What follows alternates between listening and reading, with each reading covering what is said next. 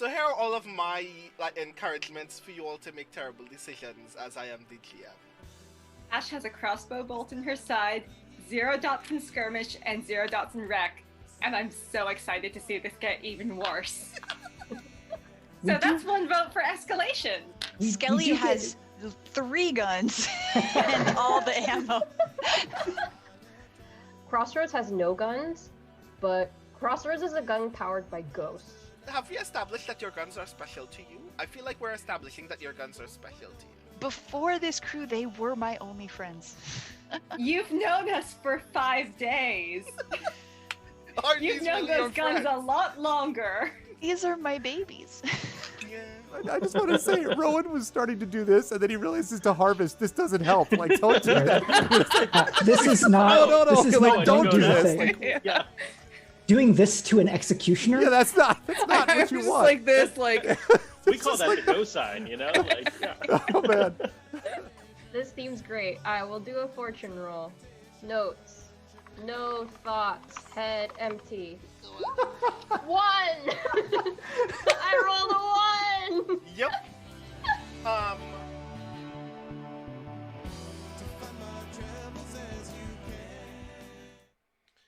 Hello, everybody. It is I, again, your humble stage manager for this evening, Brandon O'Brien, eager for us to begin yet another session of Girl by Moonlight Fractal Spire, our lovely Speculate special event taking place on this channel. As you can see, things are presently in flux. The conspiracy has acted against us in very tremendous ways, such that OBS is not being very helpful this evening. Such that I can't get any monitor for any of the audio that is taking place in OBS. My green screen is no longer working because any attempt to make it work would cause an epilepsy.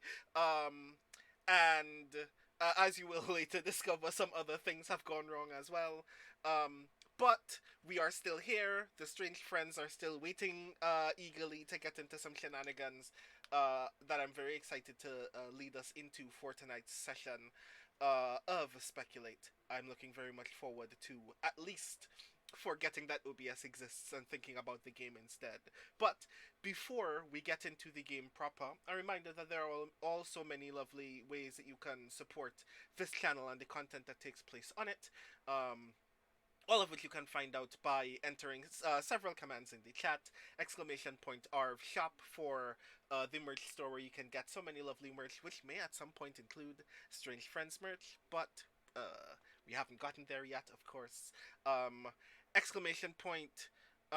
!ARV tweets for access to the Twitter account of our lovely friend Gregory A. Wilson, whose channel this belongs to, so you can also discover exactly how brilliant he is on a regular basis. !ARV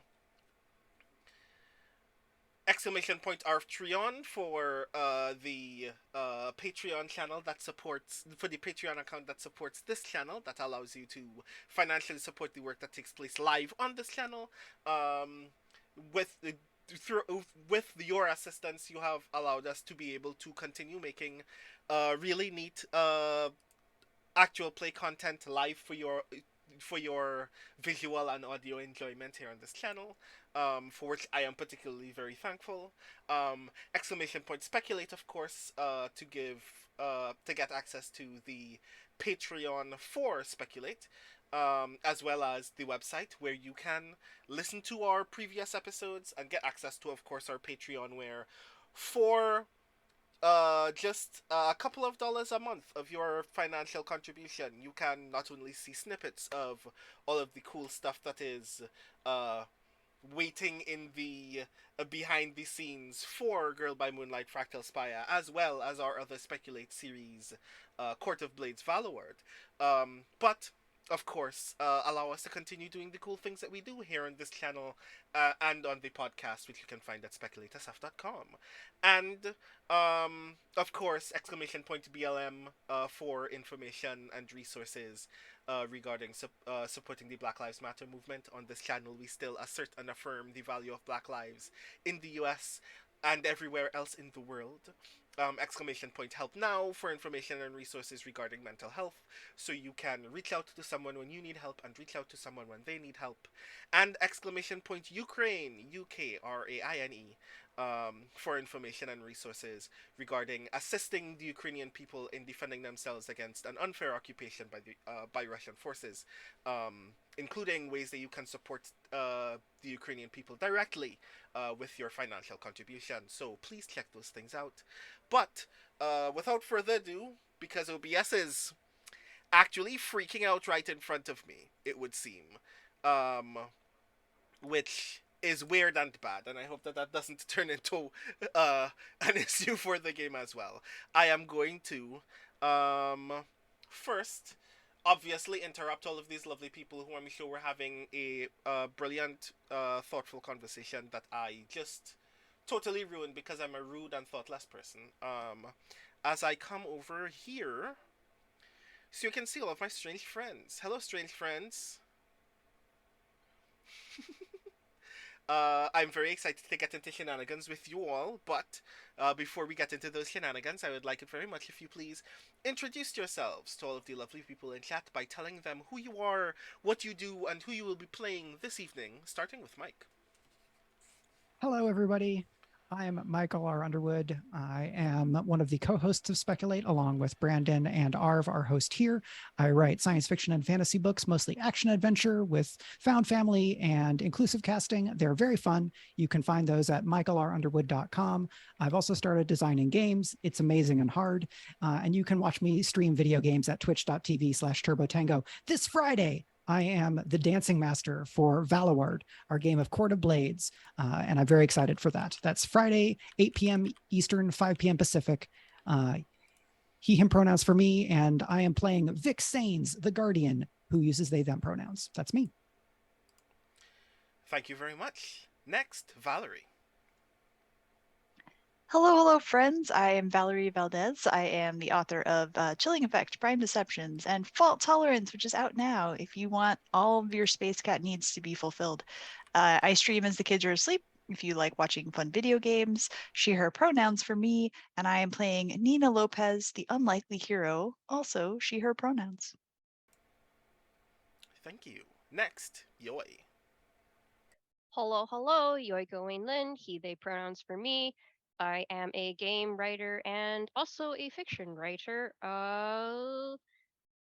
It is a confusing situation with who I'm playing tonight because usually I play someone called Vermilion Jingwei Ruth. However, Ruth is not here. Ruth's other half, alter ego half, not Ruth is here. Not Ruth is named Ruthless because they are a profound lack of Ruth. And Ruthless, for the moment, uses she, they pronouns. So that will be exciting. We will see if Ruth comes back. Hopefully, and hopefully in one piece as well. And last but not least, Iori.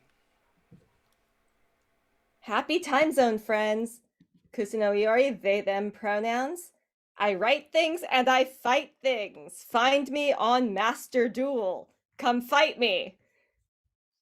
I play a Cat Holly, the time traveler. She, he, her pronouns for cat, at least for now. Thank you for that, and thank you for reminding all of the lovely people that they can indeed duel Iori at their earliest convenience whenever you wish. Oh god.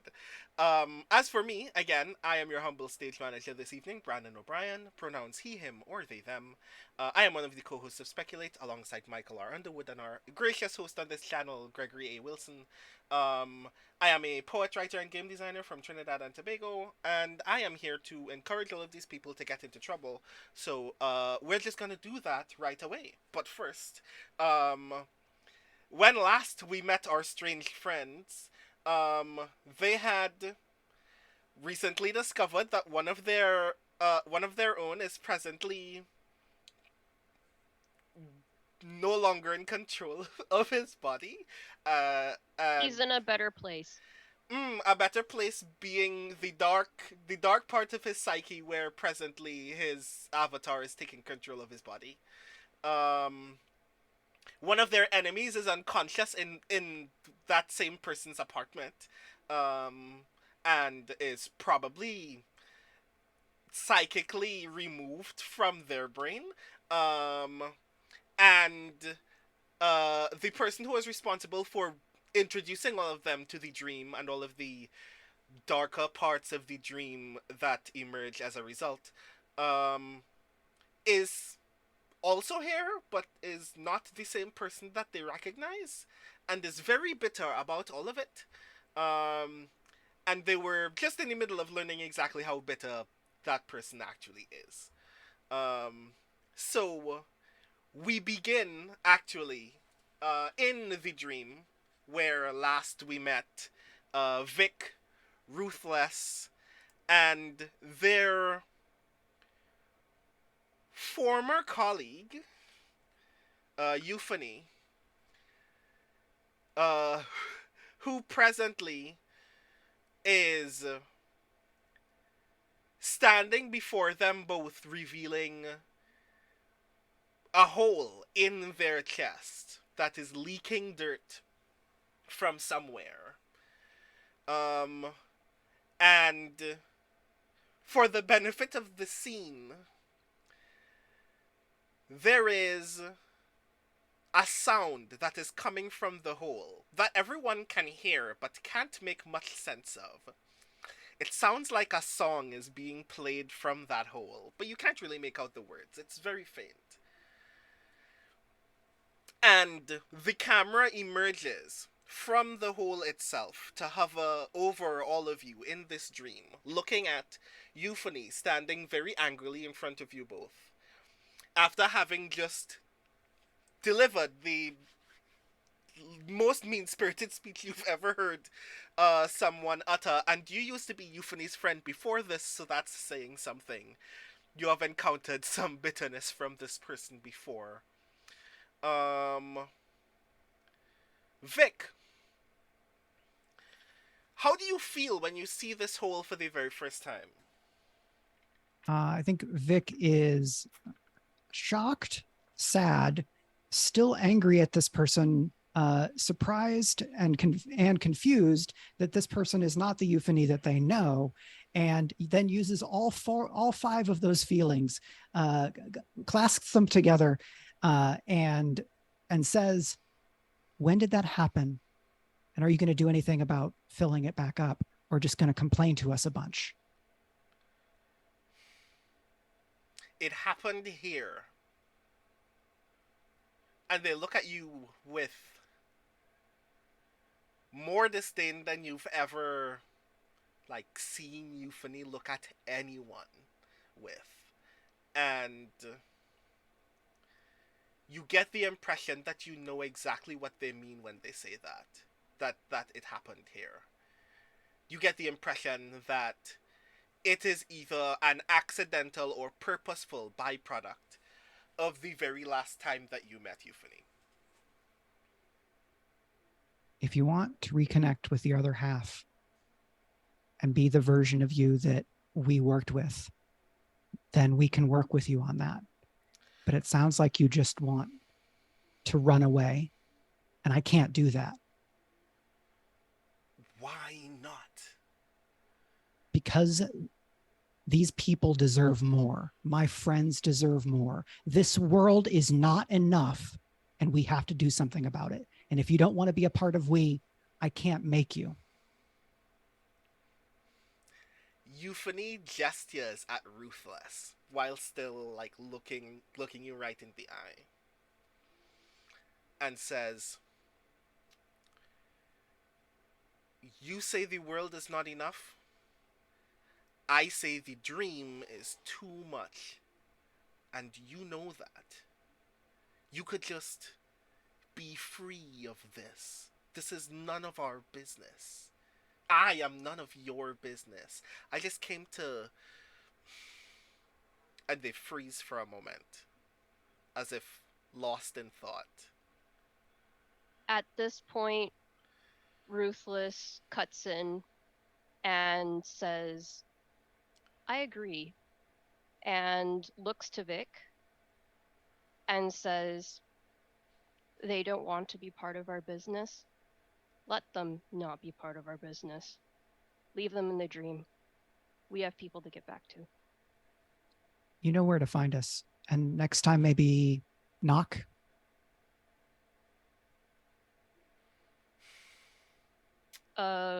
Ruthless takes Vic's shoulder, not Vic's hand, and basically walks the two of them back out of the dream and leaves this not euphony whatever behind. If they want to follow, they can follow, but as of right now, Ruthless does not give a damn. Okay. You both leave the dream. Euphony just kind of sulks as you both exit, and you both re-emerge in Ruth's apartment. How's my door doing? Because Euphony kicked it down, right? Oh, the door's already been replaced. What? Yeah, when you get back into the apartment, Dice is actually very swiftly putting away an entire mechanical screwdriver before you can notice. So when He's we get wearing like a button-down shirt and dress pants, and over the dress pants, he has like a low-slung tool belt just hanging out there. Mm-hmm. so You can when- vaguely tell that the door is now like more solidly on its hinges than it's ever been since you rented this apartment. He oiled those hinges for you. Nina is So- standing behind the couch like this.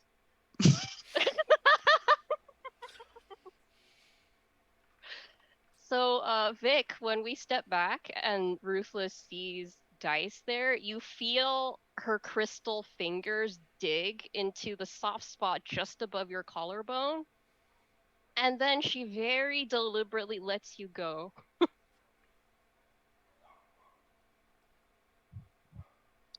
Well, that was something. Is everybody okay? No, what's going on? Euphony is useless and will remain useless for the time being. The euphony that knocked down the door wasn't the euphony we know. It was one of the parts of that euphony.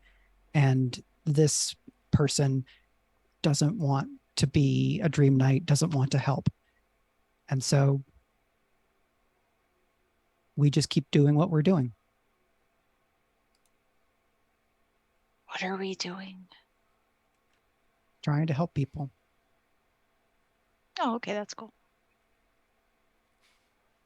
Speaking of helping people, Dice is there, so Ruthless is looking at him still and says, "Why are you here?" I called him. You couldn't possibly expect me to hold a screwdriver myself.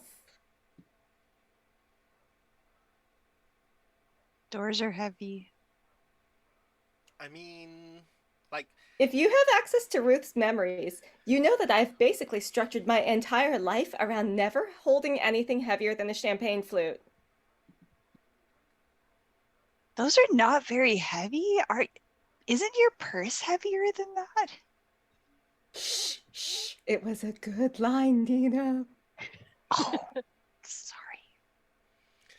Dice just kind of like shrugs and goes, "Well, I mean, you've saved my life twice, so I guess I just kind of owe you like 12.5 favors at this point. Also, you literally, like, I've kind of been here since you got me out of the dream the last time, and there's an unconscious body on your bedroom floor that you might need some assistance actually dealing with at some point. So yeah, I'm gonna be around for the other you, not you, but yeah." Well, do the other me a favor. Stay Mhm. the hell out of his way.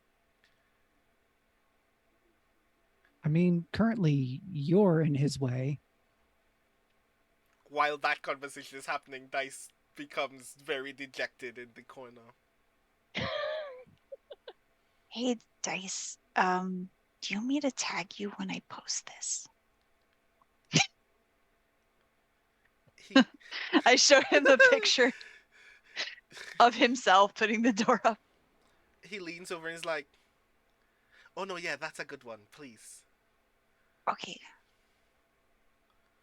Also, can you just like send me that?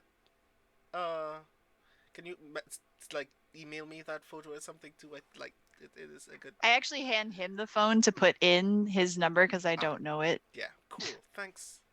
It's a good photo. When did you take? Did you just? Yeah. Thanks.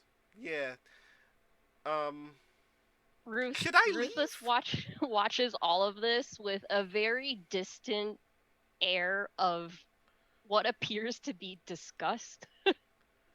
And I think on that like slow zoom in of disgust, we could move into downtime or investigation / downtime. I'm gonna say at this point, Dice has successfully returned home. It's also like very late / early. Well, very late / early the next morning at this point. Whether you want to stay in the apartment or do something else at this point. I mean, several days have passed, but still.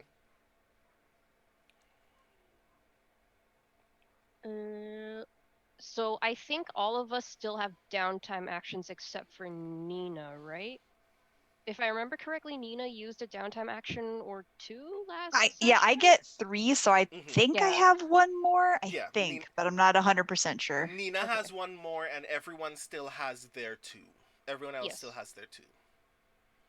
Nina spent a lot of time last session making sure that some of you don't immediately fall prey to clips. Indeed. So does anyone... I want to open first by asking whether Vic in particular would like to spend one of those downtime actions performing an investigation of some sort. I do want to do some investigating. In fact, an episode or 2 ago, Ruth asked Vic to look into the police officer that was harassing the owners of Michonne and Roses. And so Vic wants to do that. I imagine that a decent number of the kind of revolutionary group that Vic associates with, a decent amount of their resources go into cop watching in terms of it's basically counter intelligence of how much about us do they know? How much are they looking for us? And so that would mean that we can build on that, and I can kind of narrow it down to try to find an individual officer by description, where they were operating, and the date, to try to get a sense of who is this person, and then if I do really well, what can I learn about them, and how does that relate to anything else we've learned? And to do that, I am going to roll. I'd love to do Express in terms of tapping connections, but I think it's more honest for me to do Analyze, which I have 1 in. As a sidebar, we do know that when the police officer was harassing the owners, he didn't have a badge on. Right. So I don't know if that counts for anything as part of this role.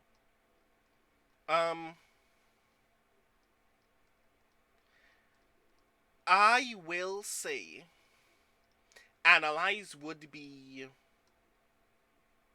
ideal mechanically. But you can get not less information, but a different caliber of information if you did use Express.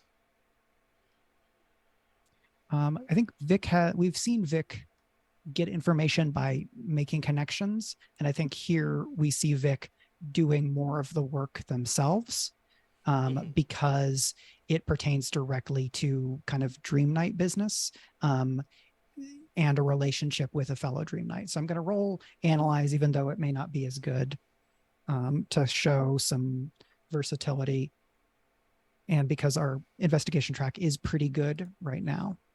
And I got a 5, which will add, I think, 3 ticks because it's 1, 2, 3, and then they all get +1. So that would take us to, I think, 2 full sections. We had 1 full section and 2, and that would put us to 2 full. And I will do that update. Okay.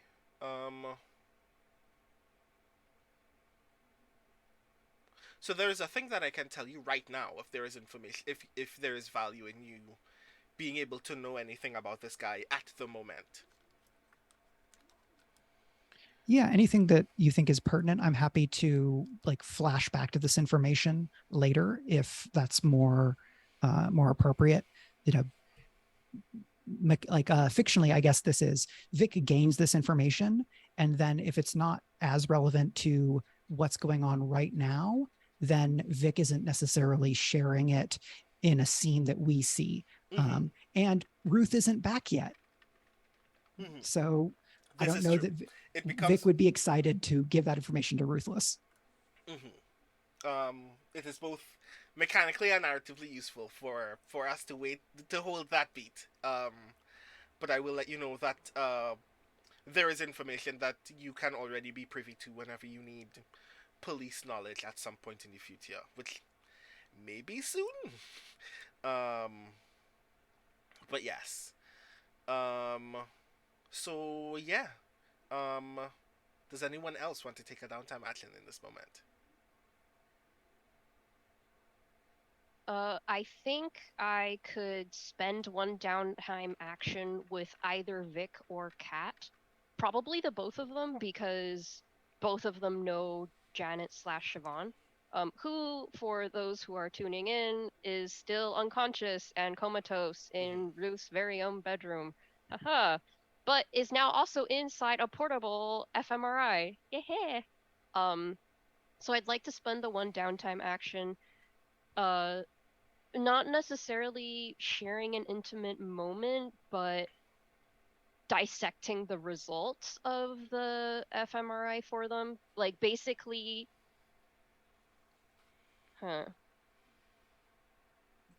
Yeah, like, with all the love in my heart, I'm not sure Ruthless is really capable of intimate moments. No, not really. You are in the particularly challenging circumstance where while it would still be very possible for you to make that specific move, the consequence would always be that when I ask you if someone else is actually going to open up to you, the answer will always be no. Yeah.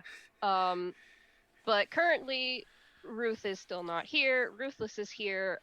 Ruthless is basically going to be a weird window into like Ruth's bedside manner when he was still an ICU nurse. But basically she's going to go through the results of the scans and be like, so your coworker is not dead. Your coworker is probably drifting unanchored and untethered through the wastelands or the whatever of the dream. And given that the two of you know her the best, the two of you are most likely to find some kind of signpost in the dream to be able to seek her out the next time all of us enter as a group.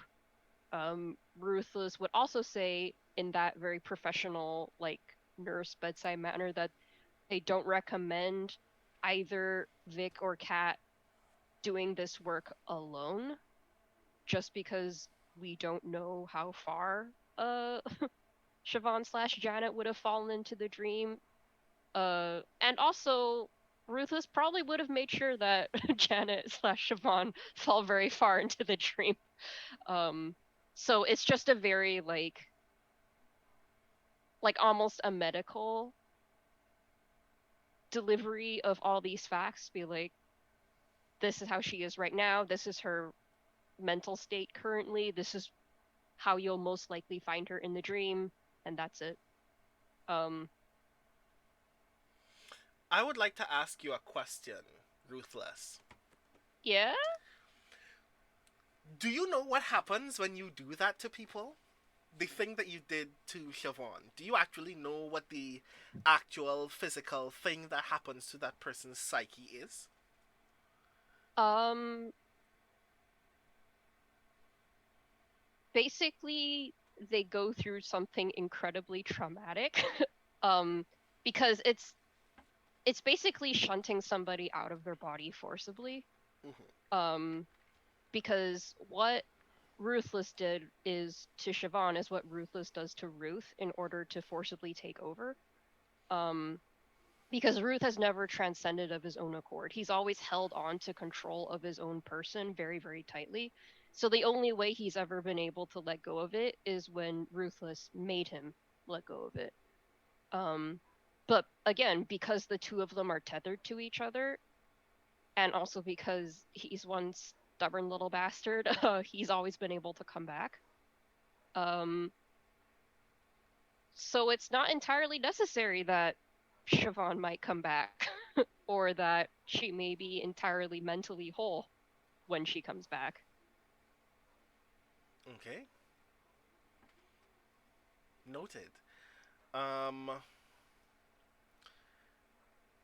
Nina, how do you feel when Ruthless gives you all of this information?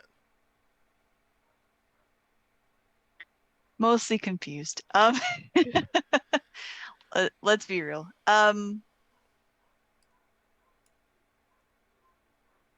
Also, if you want me to roll for sharing an intimate moment, if this counts at that, I'm happy to do so.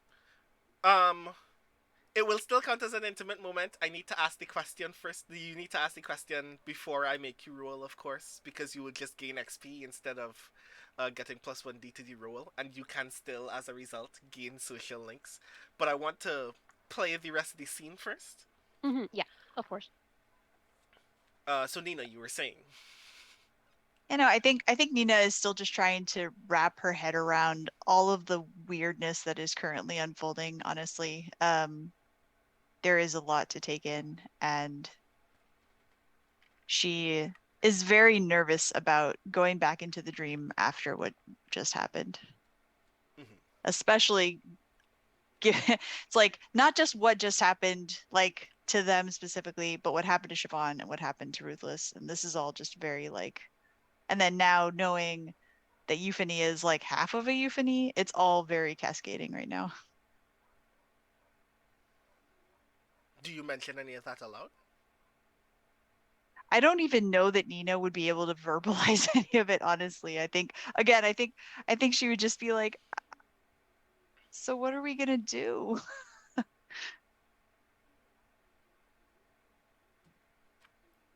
Well, Siobhan has, in all fairness, in addition to just having in the past made some pretty catastrophic bartending mistakes, like, you know, with the cherries? conspiracy, the torture. Oh no, I was talking about the tonic incident, but you know, even the whiskey tonic mishap and the crazy nightmare torture and things, I just don't actually think that we should be mind holding people to drift forever in the dream. But I'm pretty sure that's going to cost us the moral high ground.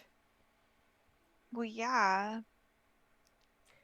But and while, in fairness, we have done and will continue to do many things that cost us the moral high ground, allowing one of my coworkers to be just permanently mind-hole exiled into a non-corporeal realm is not something I'm super comfortable with. Okay, so so how do you, is it like toothpaste? Can it go back in? I don't. If we had something with strong emotional resonance, I think we would be able to use it like Ariadne's thread. and kind of find her through the dream. But there are minotaurs. Is that like when I would have to like Well, get my abuela's yarn back together? When strong she emotional drops it? resonance. She cried during the whiskey tonic incident. Does that mean I should make one? It's not For the worst. yourself? I'm not going to drink it. I will not drink it. One of you has to vote. Ruthless? I don't think I have Ruthless should something be for you to given do. alcohol. That sounds like a bad idea. What if, okay, Ruthless, what happens when you eat? Can we see it? Ruthless ponders this and says, I have not attempted to eat since being here.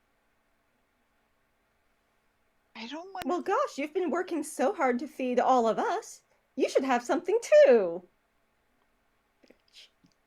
Are you literally saying that to gritted teeth the entire time? Wait, did the microphone catch the bitch at the end of it, or?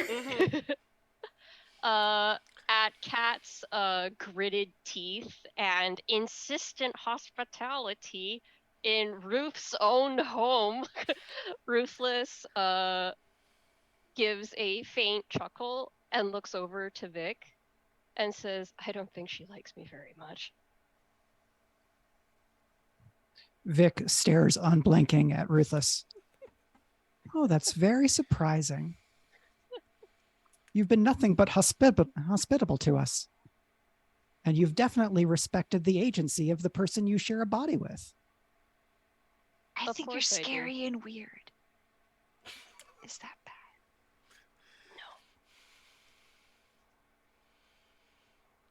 Friend back. Plus, if we get Janet back, she seems to have been in a position to have access to a lot more information about what the conspiracy is doing than Dice did. And we might be able to be a bit more proactive than we've been able to be. And then oh my God, do we have to punch her? We have to tie her up and punch her like on the TV show? No, that's torture. Good, because that makes me really uncomfortable. It looks so mean. It should, it is. Vic reaches into their jacket and pulls out it's like a holiday note, like, end of year holidays, all the teachers would like exchange notes or whatever. And so Vic knows Janet as someone who puts a lot of effort into the kind of performative social ties of teachers at work. And so they put the note down, like wherever they're like, gets a whiskey, like a glass for a whiskey drink out, puts it on like a table or the kitchen counter, puts the note on and says, that plus maybe one more thing. The more stronger items we have, probably the easier it'll be. Can Ruthless make a mirror in the living world? Because I'm assuming from all of the actions and the things that people are saying that there is an intent to go into the dream at this moment. So my question is, can Ruthless make a mirror at this point? Ruthless is both a creature from the dreamscape and made almost entirely of reflective material. If you just broke a part of you off, you could make a mirror at any point in time. I don't like any of them enough to do that. I figured. I was very curious, but yes. Nina is staring at the what's going on. Is like, oh, it's like an ofrenda. I get it. Okay, wait. And then she goes and she gets a hand mirror out of Ruth's bedroom. Kat is like gently going through the little pile of things that were taken out of Siobhan's pockets before she was put into the MRI. Is there And she holds up the Dior compact and goes, you didn't need to bring your own mirror. She's got one. Oh, is there like a perfume that she likes? You have to have a smell thing too. That's how you got to have all of that. Kat, do you open the compact? Yes. We want to see if the mirror is clean. Oh, it explodes and we all die. Um, several things happen all at once when you open the compact. Oh, we all die. Oh. They are not as intense as you have already imagined, but I'm very glad that I am my duty as a game master has been attached to catastrophe taking place whenever I start a sentence like that. But Can't spell catastrophe without cat. Mm. So one, the mirror in the compact is not only just a little bit dirty, but it is also cracked. There is one very long crack running diagonally straight through it. Two, when you open the compact, a small card falls out, like just shorter than a business card. On one side of it, it has a very crudely drawn image of the eye, as if it was drawn with like a broken gel tip pen. It's incomplete. There are parts of it that instead of ink continuing the line, it looks like somebody just kind of continued scraping it through the card instead. But you know that that's the entire complete hand-drawn image of the eye. On the other end are just a random string of numbers and letters that you have no idea what they mean.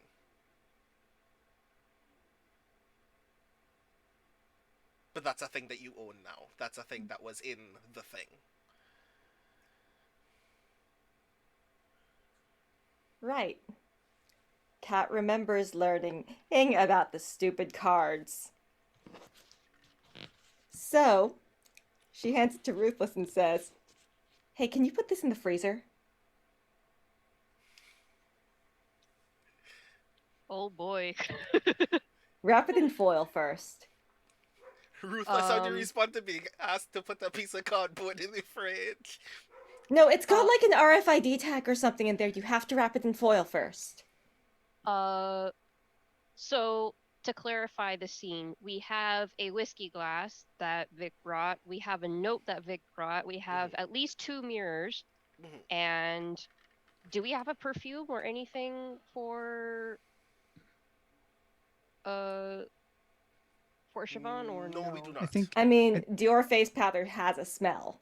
Okay.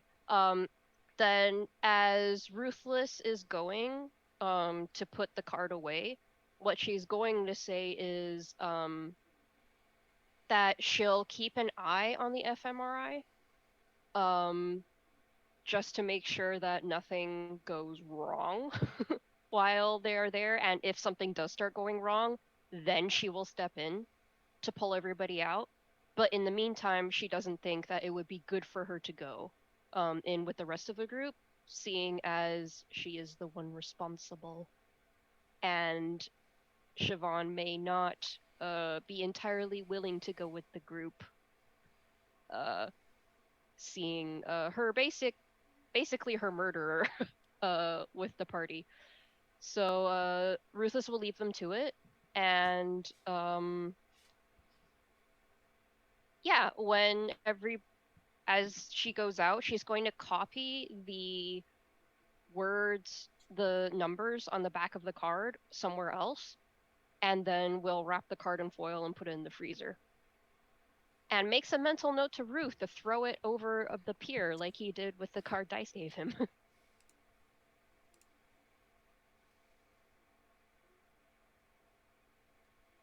Okay.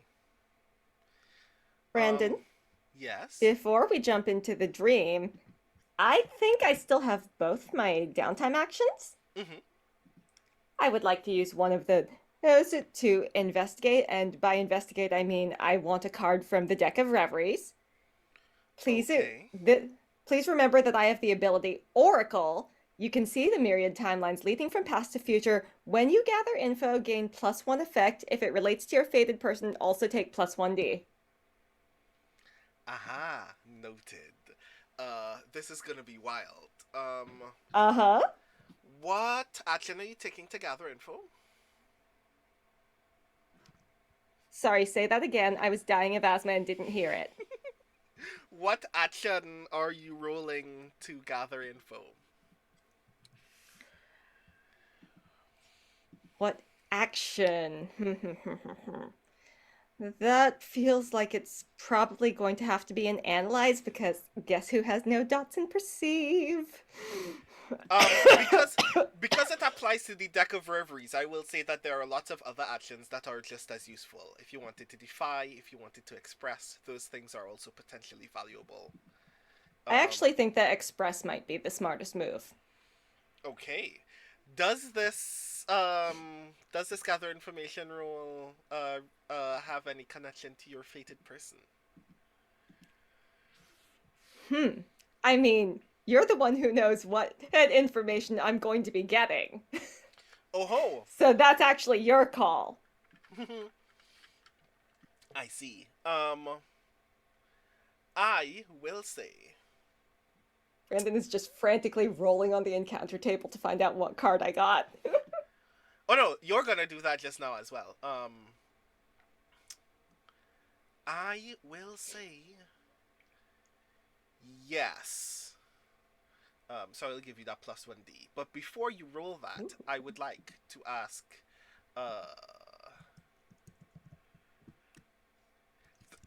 the setup of that scene is so weird that it totally went over my head earlier. But I know that I need to check in with Ruthless. Ruthless.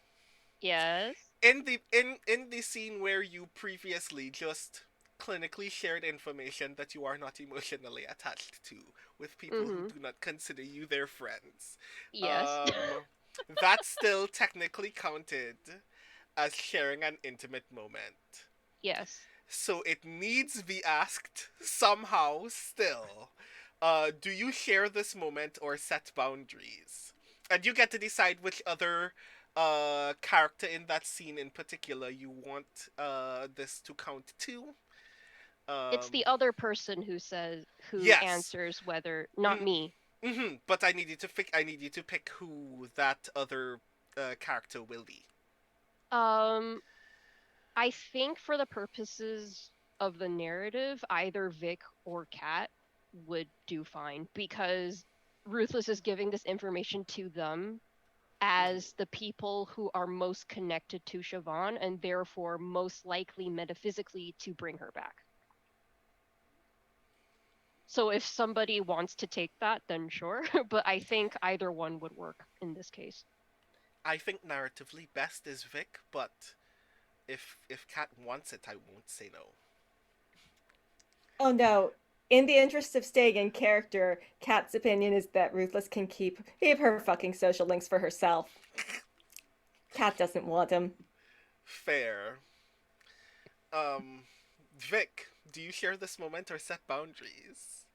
If it had been almost any other thing that Ruthless said, Vic would have set boundaries, but this was Ruthless volunteering information that may help save lives.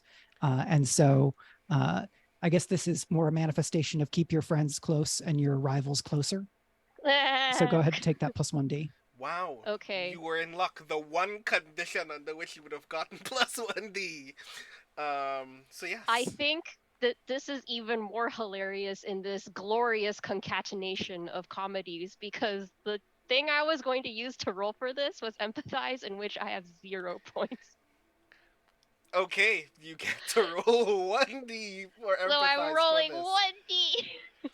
Oh lord. Do I remember how to roll 1d? Roll 1d. It's a 4. Okay, so a 4, if I am not mistaken, is 3 links? 3 links, yeah. I think it's 3.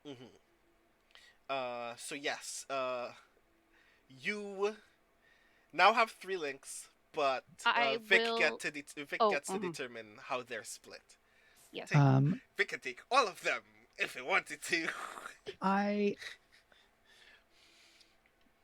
Mike knows that at some point Ruth will come back, and Mike is okay with Ruth having links, even if Vic is not excited about Ruthless having links.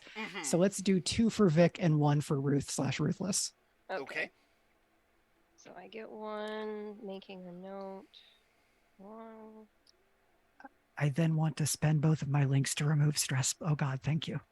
Oh yes, please, please, oh god. Please, oh god. Y'all are teetering on the edge of eclipse. I That was at how many points of stress do you presently have? before removing stress, I am at 8 of 9. At 9, I would go into eclipse. After links, I am at 4 of 9. Yes. Cool. Nice. Now that that has happened, Kat, would you like to now give me your roll? Yes. So let's see. I have 2 dots in Express. There's a +1d for Fated Person. Mm-hmm. So this sounds like 3d6, and yes, I forgot we can't actually mark position in Roll20 right now. But plus this one effect makes it a what roll? Your position is your position is desperate. Oh ho! Okay, shit. But your effect is great. Jesus! Crit, crit, crit. So what happens when you get a crit on already having great when you consult the deck of reveries, Brandon? Good lord, because The entire deck just drops on Cat's head. I'm just going to mark my desperate XP before I forget.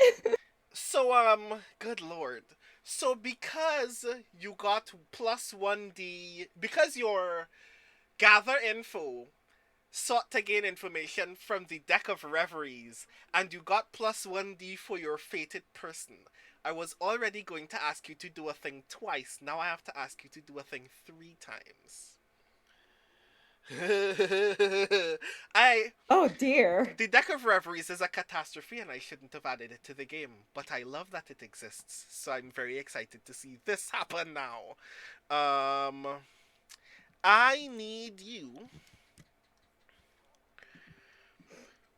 to give me 3 separate D99 rolls. Gotcha.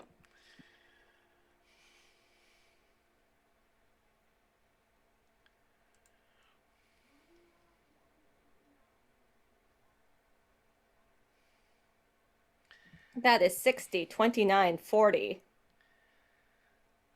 Okay. So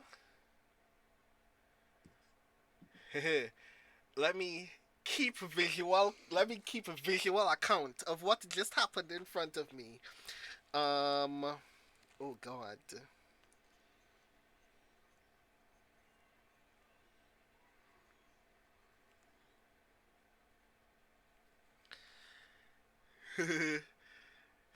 Never add your own things to the game, folks.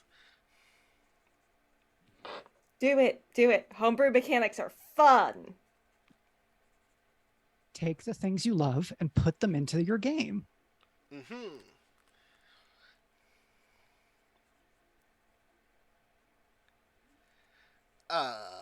Okay, this is gonna be delightful. Cool. So you what does it look like when you focus on the deck of reveries in this moment?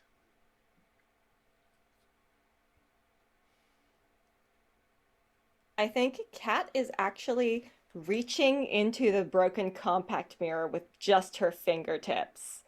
Like reaching in to pull these cards out through the mirror, which shouldn't even technically work because the cards are wider than the mirror, but dream logic. Yeah. Is dream logic just like cartoon logic in Who Framed Roger Rabbit? Yeah, pretty much. Yes. Dream logic gives us access to hammer space. So the cards that you pull out in this attempt are visually similar to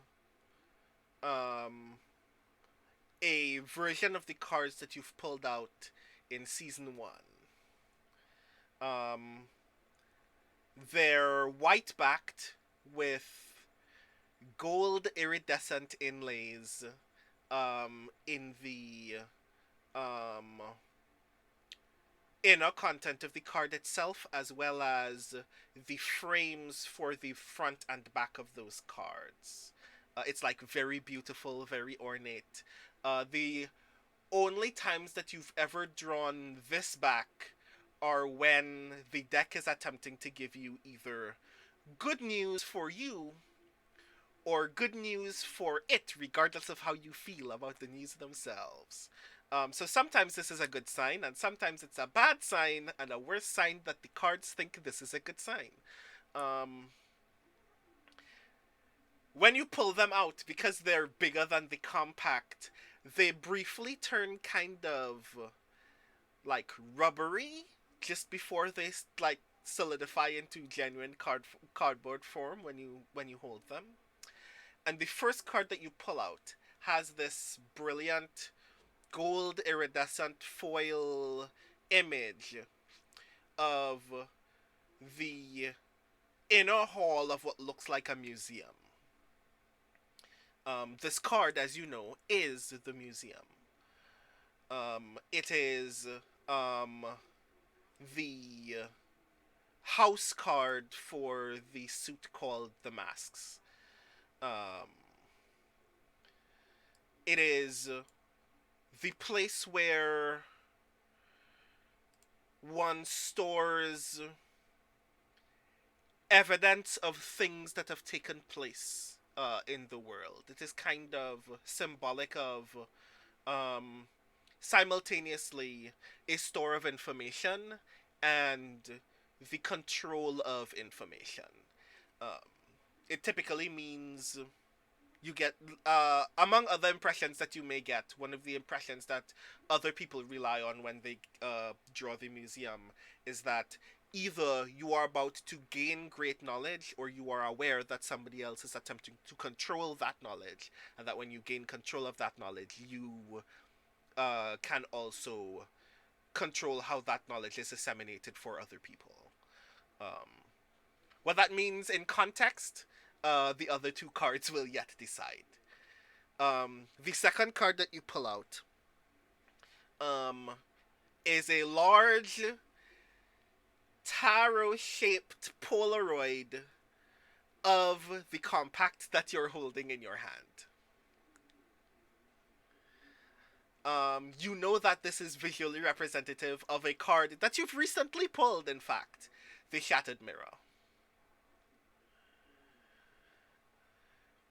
And the third card that you pull out, less that you pull it out and more that it just kind of falls out of the crack in the compact in the second card that you just pulled instead of from the compact itself, is what looks like a long and winding path that is littered with broken blades.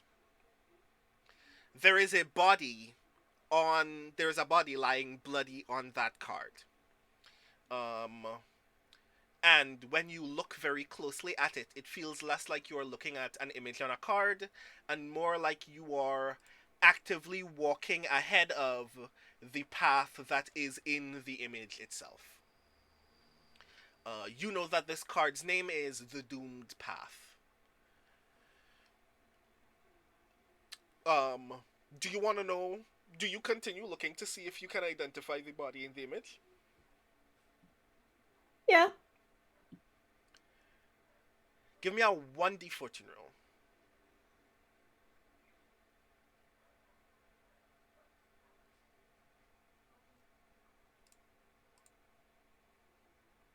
Gonna be a 4. A 4.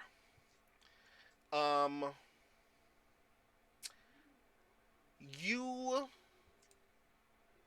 squint at this. You squint at the card just close enough, and in your vision, it feels as if you are walking down this path.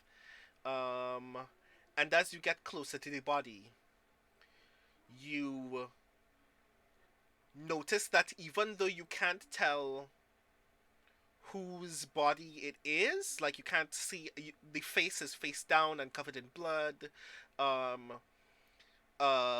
The light of the vision that you are in is somewhat dim, such that you can't really make out the shape of the face. You vaguely get the impression that it is wearing Vic's clothes just before that card bursts into flames in your hand. I hope Ruth doesn't have a smoke detector in this room. Are we in the fMRI room? I believe Vic put the whiskey and note down in the kitchen. So there probably is a smoke detector. I mean, it's an apartment in Cloud Harbor. There probably isn't a smoke detector. I'm sorry. Awesome. Cool. Got it. Cat drops the burning card on the floor and stomps it out. The minute that it touches the floor, it just kind of evaporates into a puff of smoke and light. When your foot touches the ground, there is nothing underneath it. Well, that's really, really good. Because Cat had forgotten that Ruthless made them take their shoes off and did that purely on instinct. So well, you're this wearing could have gone slippers now. so much He had house worse. slippers for all of you. Nina dumps a cup of water on it. On the bare patch of floor. You just poured water on unattended carpet. Like, there is no carpet in Ruth's place. He hates carpet. Ah, right. Is it supposed to do that? That doesn't look like it's supposed to do that. What did it do? I mean, supposed to do is such a tricky little phrase, isn't it? Is it? These fucking things? Yeah. And Kat glares hatefully at the museum. She doesn't like the ones that are white and gold just because it's really hard to deal with the low contrast and figure out what she's actually looking at. Mm-hmm. The museum is a particularly annoying one because every time that you've drawn the museum, images in the museum are visually relevant, but because of the contrast, you can't tell what they are. What happened the last time I drew the museum? You drew the museum very early in the conspiracy in season 1 to learn that someone who was close to you was not only close to the conspiracy at the time, but was deliberately leading you on wild goose chases to like run silly errands for them whenever your friends needed help, and you didn't realize that that was the case until you met that person in the dream and realized, oh, every time you needed me to move furniture for you while my friends were in dire straits, it was because you wanted me to specifically ensure that they would not be assisted by me? Cool. We're not friends anymore. Exciting.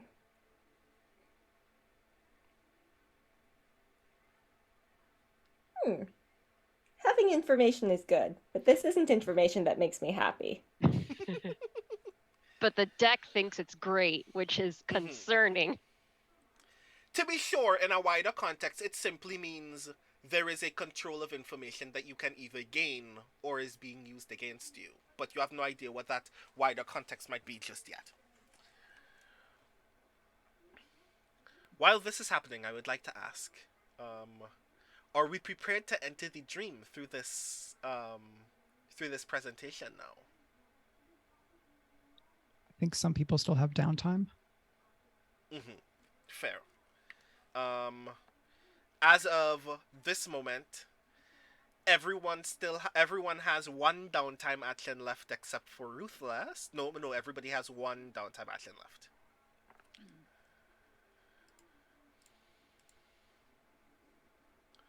Do we want to do like a group downtime action?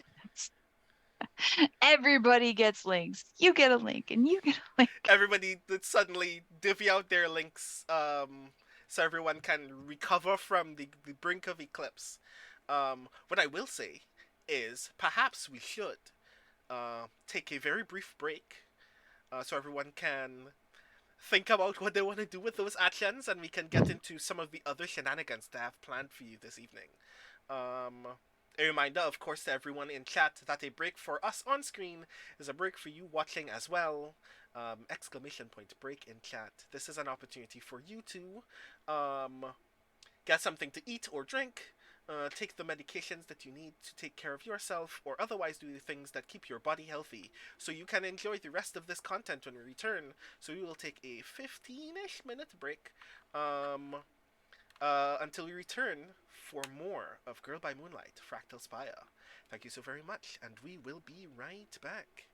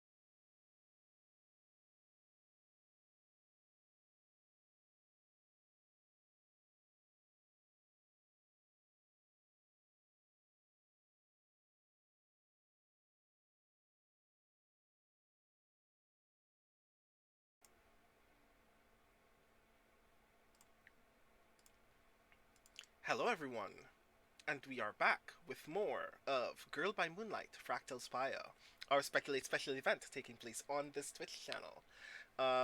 When last we left our strange friends, the Dream Knights had decided that they were about to venture into the dream to discover how they could potentially help Siobhan from their present catatonic state, lying dormant in Ruth's apartment, and have gathered what seems to be the useful items necessary to re-enter their specific dream, and were preparing, in fact, to do so, while also negotiating what other downtime actions they wanted to take as individuals. Who leads the process of getting back into the dream, then? I feel like since Cat is holding the compact already, this is going to be a Cat problem. Okay. You notice very idly that the mirror is glowing pink. Like, very faintly, but it is very obvious. A pink light is emanating from somewhere, like, beyond the glass of the mirror. I already don't like this. Noted.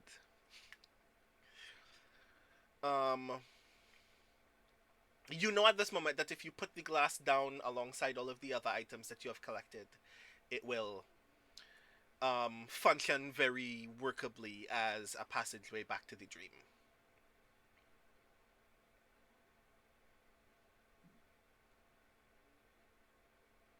I mean, I do the thing.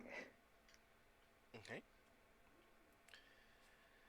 At any point, operating on the level of dream logic, if you walk toward / through the mirror, you will enter Siobhan's nearest coordinates in the dreamscape. I mean, yes, we are going to jump into a compact mirror. None of this is good or fun. None of this obeys physics. Mm-hmm. But here we are. This is Yeah. the choice we've made with our life. Mm-hmm. It just works. When you emerge on the other side, within the dreamscape, you find yourself on a lonely stretch of what seems to be like a highway in the middle of the desert at night. You can vaguely tell that even though it is dark, you are somehow remarkably well lit from a source of light that you cannot identify. It's working essentially on television logic. Everyone here, everyone is here, I imagine, except for Ruthless, who has no reason to be here. Who is not invested in whether Siobhan lives or dies. And also, she stated outright that it would be counterproductive if she showed up because she was the one responsible for it, and Siobhan would very likely remember. Mm-hmm. So yeah. Vic, Kat, and Nina, you are in the middle of the road in the middle of the night.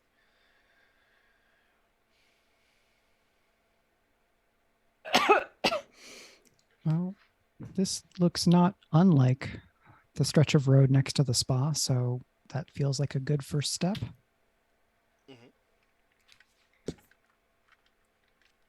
Brandon, does that very nice gather info roll earlier give me some intuition on which way to walk? And or does knowledge of previous timelines tell me which way I should be going?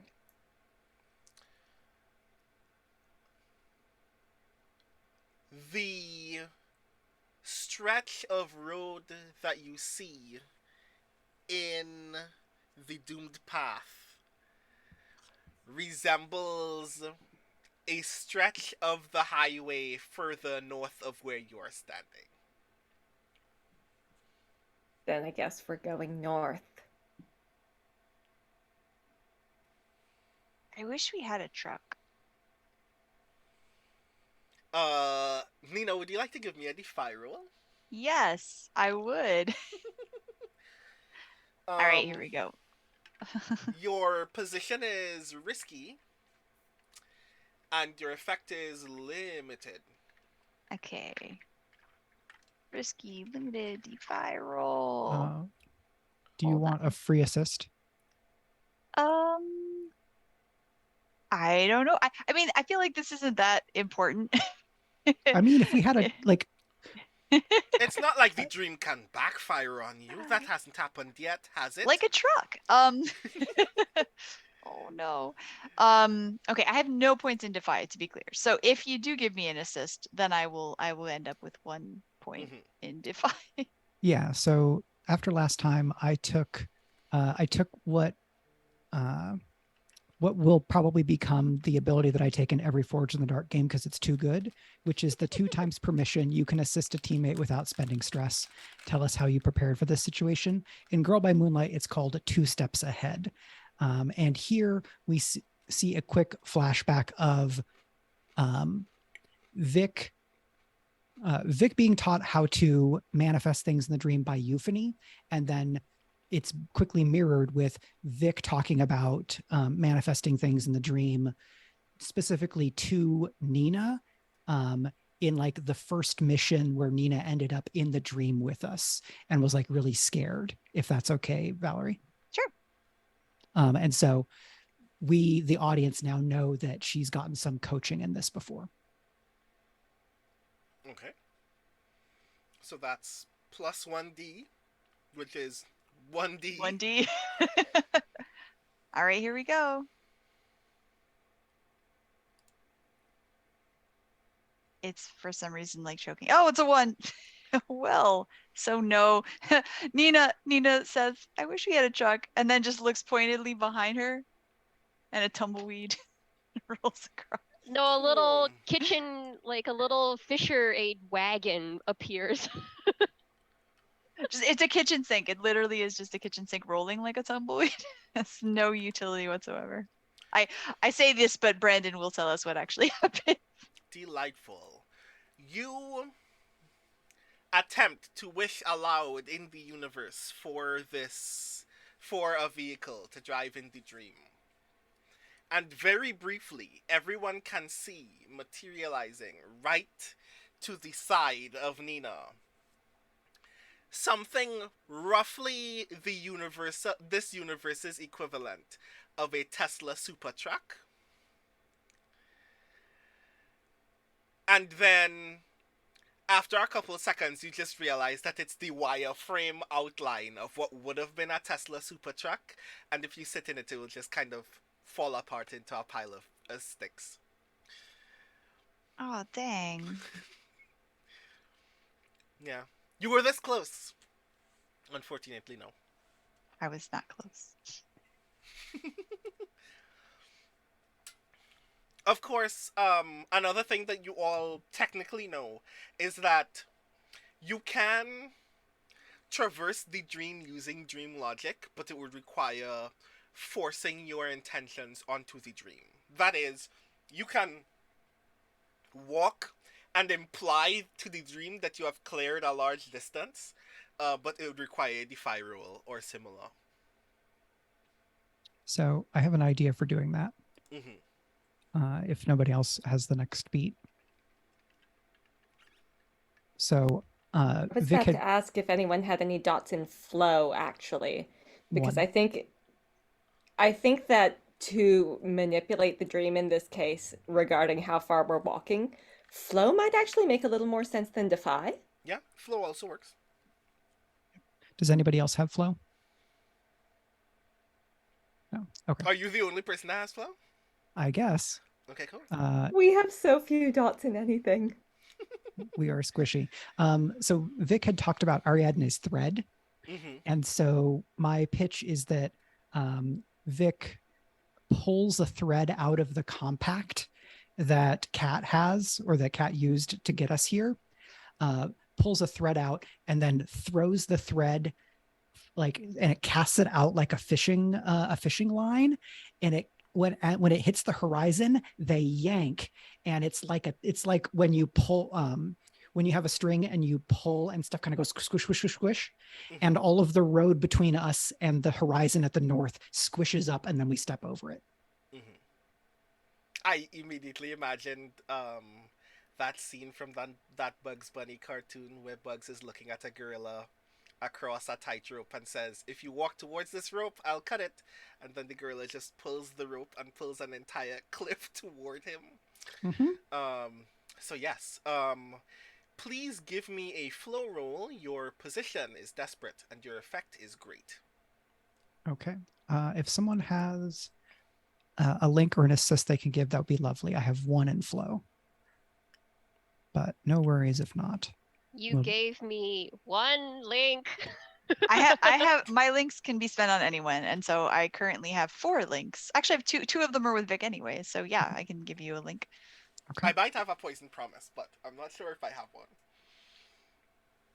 I think I have one. That was Desperate Great on flow. Mm-hmm.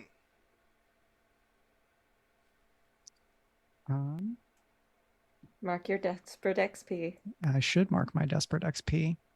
Mm-hmm. So that's in stars. Lovely. Did that give you enough to come up with a poison promise, Brandon? Yes, it did. It's a very wonky one, so I doubt you'll accept it. But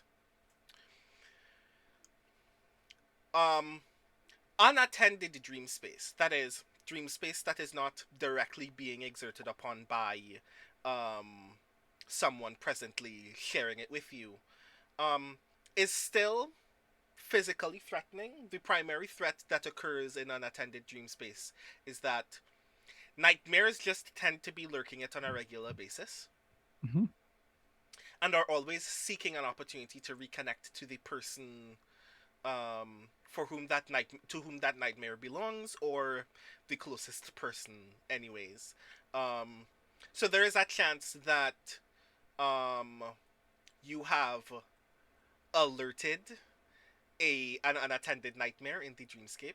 So I will give you a 6 o'clock nightmares around. But I won't tick it until anyone else makes any other action in the dreamscape. How do we feel about that, team? I mean, it's 6 segments. That's a lot of time. We might No, not it's be here not. that long. But I'm fine with taking it. I think if we can succeed at this, it will get us to a meaty part of story, and I'm curious what the nightmares look like, so I want to take it. So I'm going to roll 3d6. Okay. Oh man, that's 2, 2, and 2. Okay. Gotta give you points for consistency. That's... You rolled all 2s as another character when you had 5 dice. So I think 2s are just your unlucky number. Yeah, I mean, if we add them all together, it's a 6, and what is that but teamwork? But that's not how that works. I'm so sorry.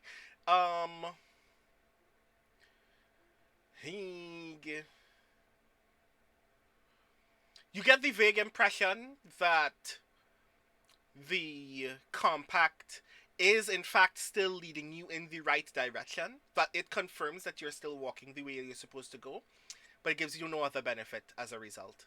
You'll have to walk the whole way. Alas, this is what I get for having visually distinct ideas.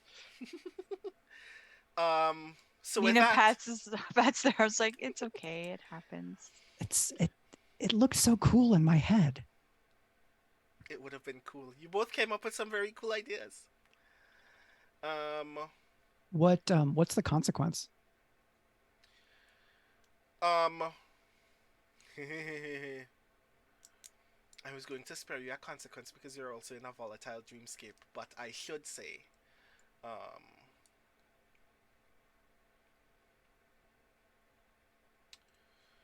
you notice, and Vic, because you're the person that performed the action, you're the person who notices it first. Um, you notice that the night in this dream has gotten a bit darker, even though nothing has changed. Like there's still like a harvest moon in the sky. The stars aren't necessarily bright. You still seem remarkably well lit for being in the dark of night on an unlit street, but your capacity for visibility has dropped, and you suspect that it is the same for your partners as well. Well, that's only a lot ominous. While you're on your way, do you want to do a thing?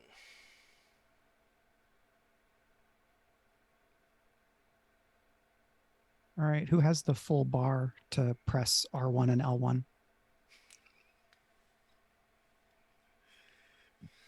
We were joking over break about the huddle mechanic in the Guardians of the Galaxy video game, which is what that is referring to. Just to qualify, because I imagine that's where we're going now. Sharing an intimate moment in Girl by Moonlight is supposed to be a one-on-one action. But mathematically, if everyone in a scene wants to share an intimate moment at once, they can just share that intimate moment with one other person in the scene such that everybody still gets something. So we're trying to We are figure out how daisy that... chaining our intimate moment. Yeah, so we're just trying to figure out what that looks like in an individual scene, because I imagine that other players would want to do that as well. If Andrew Gillis is watching right now, I'm not sure if they're with us at the moment, but if you are with us, Andrew, I hope that you enjoy the way that we just broke a game. So yes, I imagine that that's what you want to do at this moment. Yeah, I feel like if we're walking down a desert highway. Right, we're getting a montage of Yeah. like little vignettes, right? Mm-hmm. Somebody starts singing Hotel California. No? Oh God. So are we going to do this one by one, or is this one collective scene? Because you can all just talk to each other together. You're already here, and presumably you're all friends. I feel like if we wanted to daisy chain it, so to speak, then it could be that somebody opens the conversation with like, hey, remember the time and it is a specific like memory with the two as opposed to the three. And then someone else can then chime in with their thing with a different person, and we can do it that way. Okay, cool. So I'll start with you, Nina. Who do you want to share this moment with? Are we gonna do this, Iori? Absolutely. Okay, so Nina will turn to Kat and be like, oh my gosh, remember the time that we took that long walk of shame to Pesto Palazzo? When we still worked there? Yes. Yes. We left for break and we thought we had time to go get real food. We did not have time. And then my shoe broke. It was the worst walk ever. It started raining. But the real food was kind of worth it. I mean, like, the House Alfredo tastes like glue. How do you mess up Alfredo? It's like they put way too much flour in it. Mm-hmm. What a mess that was. You know they were using, like, the mass-produced Parmesan, right? Like, factory Parmesan, not real Parmesan. Like that shit that comes in the cans that's half sawdust? Oh no. I mean, I mostly just washed the dishes, so I didn't get to see a lot of cooking. I knew it tasted gross, but I mean, I sometimes ate it anyway because you know how it is.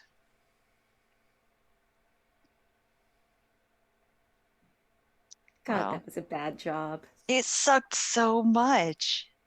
How does that keep happening to us? I mean, late stage capitalism, right? Oh. Well, at least I don't have to wash dishes anymore. Oh God. Oh my God. Remember that time I forgot to put the box of breadstick dough into the walk-in and it got left on the kitchen floor overnight and it just froze in Exploded. It the was box. the worst. It was like some sort of horrifying bread tentacle monster. It was And then I like, didn't even get in trouble for it because I was front of house. And everyone's like, oh, front of house, hot and dumb, that's what they're here for. yeah, that was kind of messed up actually, but also at least you didn't get fired for that. And also, at least they cooked most of it. Everything that wasn't directly touching the floor. Yeah, I remember I had to like pick it up. It was so soggy and weird. Oh, yeah, that was bad. I guess it wasn't as bad as the time I had to defrost the sausage in the sink though. Just drop a Yeah. whole box in the sink. I mean, I do hate our current jobs, but at least we never have to try and scrub bread dough out from under our nails anymore. Yeah, it got so stuck. All right, Vic, so let's. Vic, did you ever work food service? For my crimes, yes. It was mostly, well, there was a delivery stint, and then I was a server at a place that was run by some family friends, and they moved, and Oh it got way ritzier, and the people were nice, but the customers were all terrible, and my hair was like this long, and every single one of them, every single guy over 30 with the slicked back hair gave me shit about it. Like, oh, you going to a concert there, buddy? Smoke some doob? Got it. What's a doob? It's cannabis.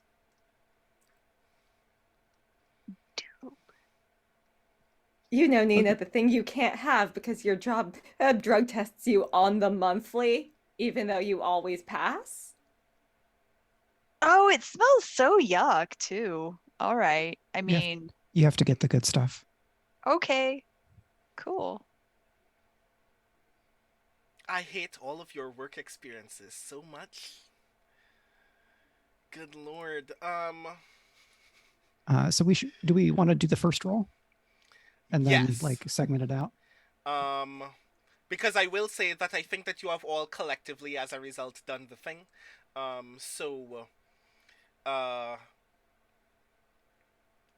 Kat, you will answer specifically for Nina. Will you share this moment or Share. okay? So that means that you will be rolling with plus 1d. Vic, do you share this moment with Kat? Yep, just did. And Nina, will you share this moment with Vic? Yeah. Okay, so you're all rolling with plus 1d. Yeah. I actually get +2 because of Unlikely Hero's only mortal ability. So I always get an automatic +1d rolling a social link. So that should be 2d6 for Kat and Vic, 3d6 for Nina? Yep. Do we all have to? I don't think we all have to make the same action roll here, right? Because we're no, mechanically. You do not. I'm actually gonna ask each of you to roll, and each of your partners to share social links one at a time. So Nina, what action are you rolling? I feel like it's either empathize or express. Do we have a thought on which one makes the most sense? Express works here. Okay, so that's already 2d for me. So now I'm rolling 5d6 apparently, which is wild. Wait, how are you? Wait, how did we get a 5? No, because I have 2 dots in express. Is that? Wait, are you counting transcended dots too? No, I just just have figured two. out that I made a mistake on that earlier. All right, so you have the 2 dots in. Okay, so no, it's 4 then. Right, I'm yeah, rolling it's 4 because 4. it's 2, one for each dot, 1 for my ability, and then 1 for the sharing. Okay, so 4. Got it. All right, Right, yes. here we go. Okay.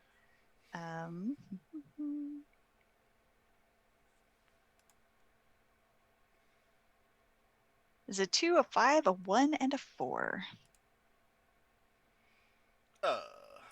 So that I'm gonna say that's 3 links then because it's a 4 or 5. Right?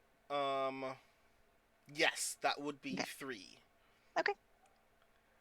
And how do you want to distribute it? Cat. Ooh. How many are you already carrying? Cat and I already have 2. So I would say Cat should take at least 2, if not all of them. I'll take 2. Yeah. Alternately, if you load Nina up with links because she can spend them on anyone, sometimes that's useful for Oh, her to right. have In them. that case, I'm only taking 1. Mechanically, it makes much more sense for you to be carrying the bulk of these. That's only if I can do something though. So that's the only like counter argument to that. So Well, I mean, counter argument, we are all deeply, deeply squishy and can't do much anyway. You might as well. I think Nina provides emotional support, feels like a pretty broad capacity. All right. Okay, so then I'm taking 2 and you're taking 1? Yes. Sounds good. Okay. Okay. Kat, what action are you rolling? Let's call that one an express since it's what I have dots in. Okay. So how many will you be rolling? Let's see. I think that takes me up to a 3d6 total. Cool. Nice. That is a 5, a 3, and a 3.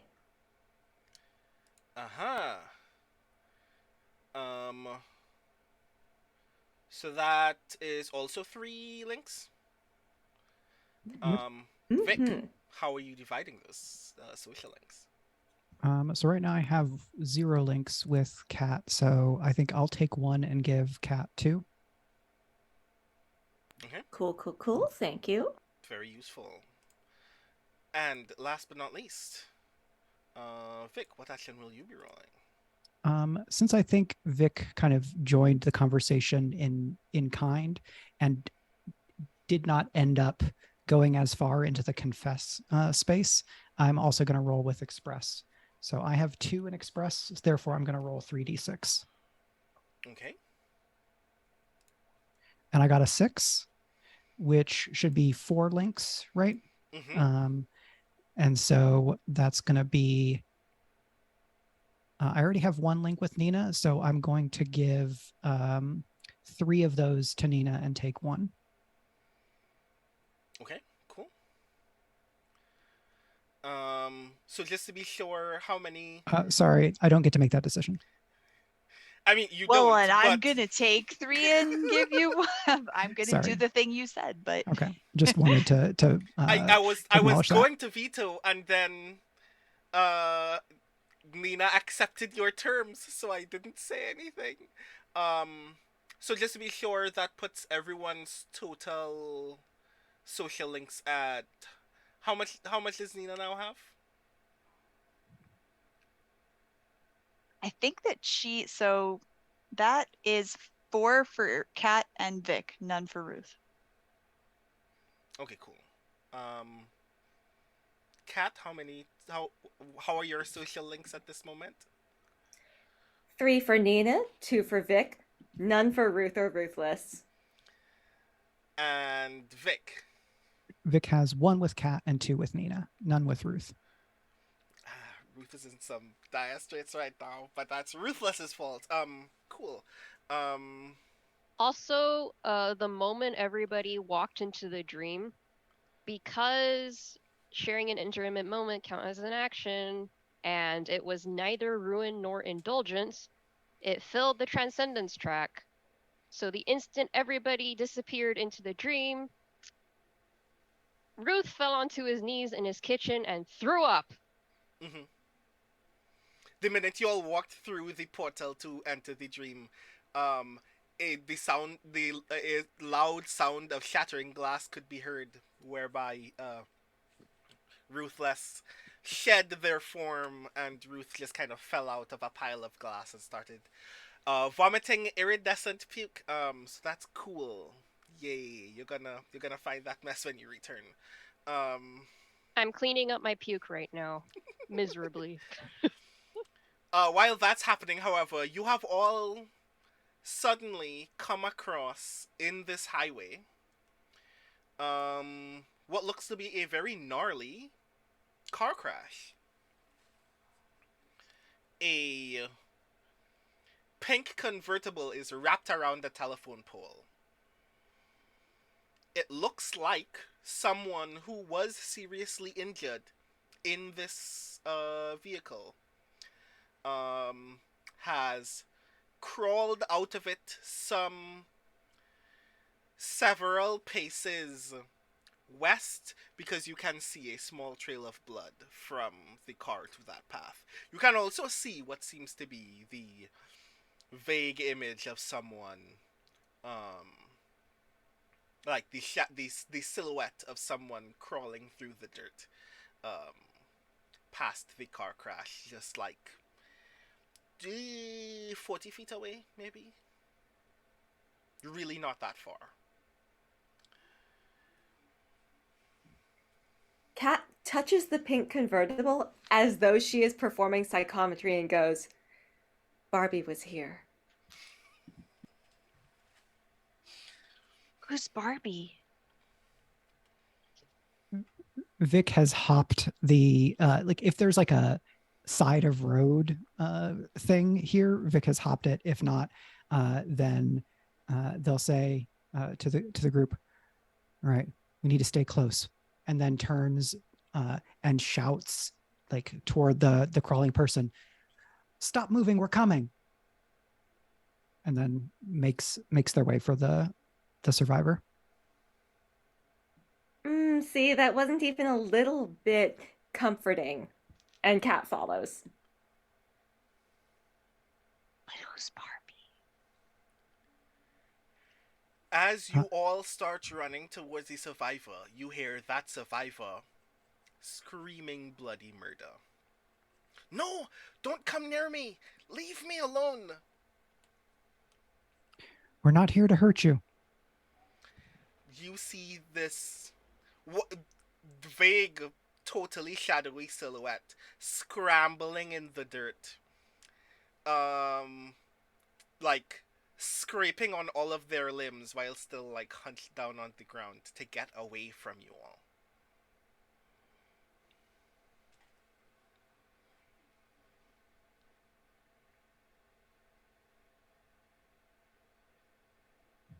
Are you Barbie?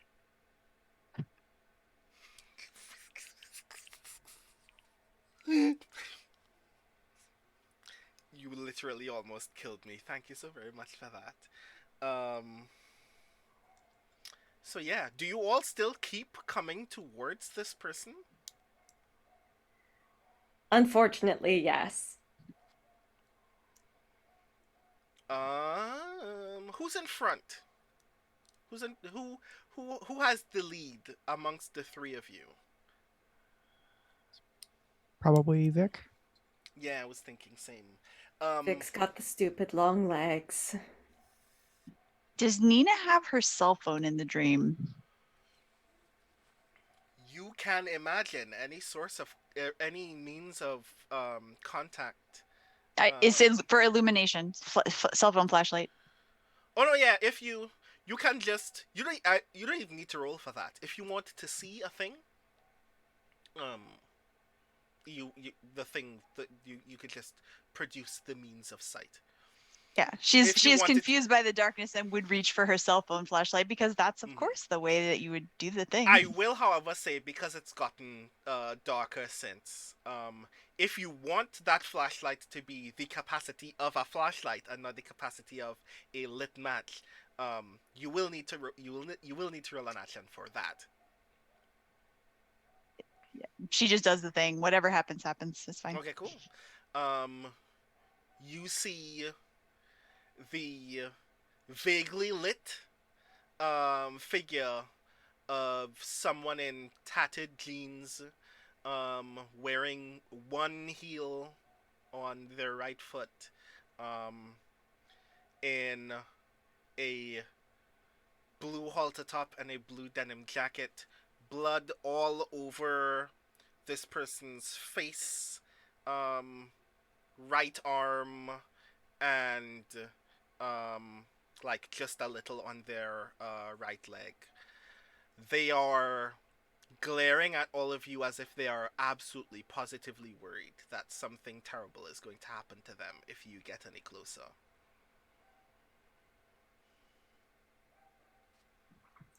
And they are notably not Siobhan/Janet.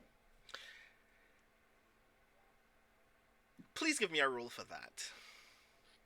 Ooh hoo hoo. 1d6 fortune? Yes.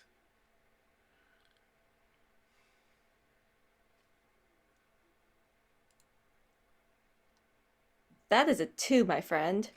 It is too dark for you to tell, but it sounds like it could be Siobhan. You've never heard Siobhan scream before, but it sounds like what Siobhan might sound like if Siobhan were screaming.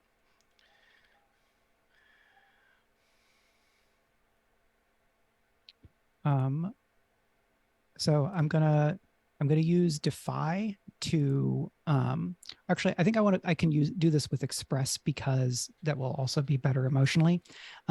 Vic pulls out a flare, activates it over their head, and sets it down on the ground between the two of them. Or goes around to where this figure can see them without having to like twist around, and put the flare down, and then get down on their knees, offer a hand out, and said, "We are not here to hurt you. Let's see if we can help. You look hurt, but you're not alone now. And whatever is coming for you is going to have to come through me." If you want to make the flare, you'll need to roll. A reminder that this will put a tick on the clock to trigger the nightmares. Yeah, that's fine. Okay, the nightmare clock is 1 of 6. Okay. Can this roll apply to the flare and the kind of emotional connection here? Because the latter is more important to me. Yes. Okay. So if you wanted to do like an empathize or something like that, that would also work. Do you have any dots in empathize? Let's see what I have here. Empathize or express? Yeah, I'm gonna do Express here. Because I think for me this is more about Vic expressing like support rather than making it's more about what Vic is doing than about like connecting with this other person. It's like, I'm going to signal to you that I'm not a threat to you. So Express. Okay. What is my position and effect to do this? Your position is desperate. Your effect is limited. I have a poison promise for you. What would that be? The existence of the flare will tick the nightmare clock one more time. If you don't take it, that doesn't happen. If you do take it, that does. I mean, let's live dangerously. Okay. You have plus 1d. The nightmare clock is now 2 of 6. Okay. Just checking my abilities to see if I get anything here. I don't think I can do anything. So Desperate Limited. That will let me roll 3d6. 4, 2, 4. Okay.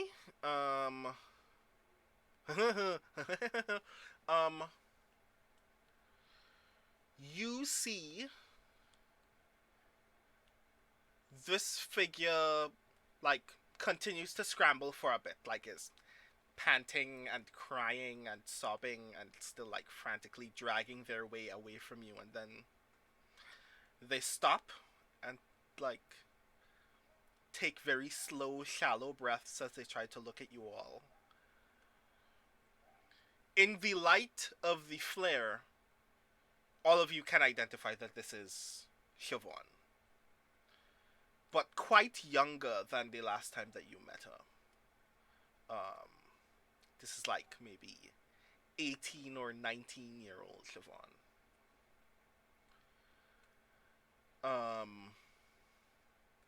And she looks at you, Vic, and says, "He sent you, didn't he?" We brought ourselves. Nobody sent us. Nobody comes here if they didn't send them. Why are you here? I don't want to do this anymore. I already lost. This isn't any of my business anymore, okay? I've been here so long. It won't stop. It's too much, okay? I don't want anything to do with this anymore. You're still here, which means you haven't lost forever. And while there's life, there's hope. Not here, not this, not... I just want it to be over, please. I can't deal with this anymore. Vic will look over to Kat, probably perceptibly in a you're the other person that knows her kind of manner.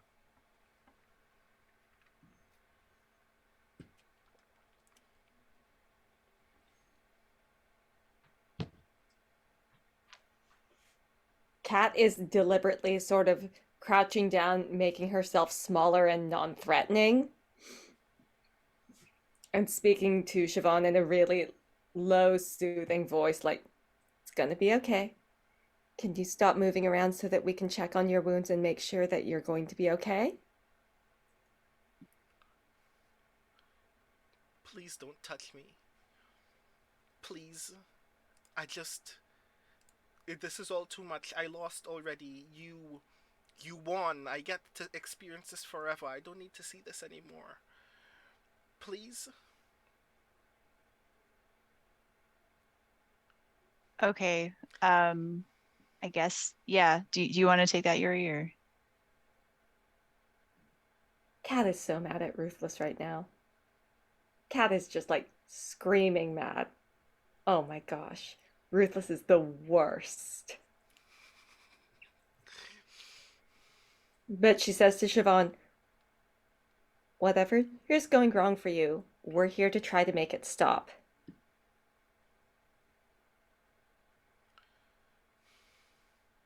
Siobhan turns to look at you.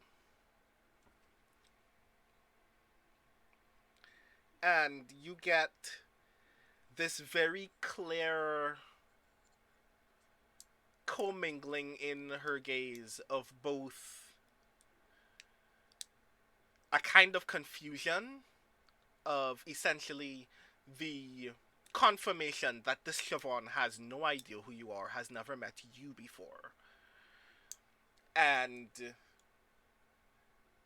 an undeniable abject fear that is kind of merging with anger that you don't understand why she would be this afraid. And she looks at you and says, "You don't get it. It never stops." And before she can finish speaking, I would like to know, first and foremost, does anyone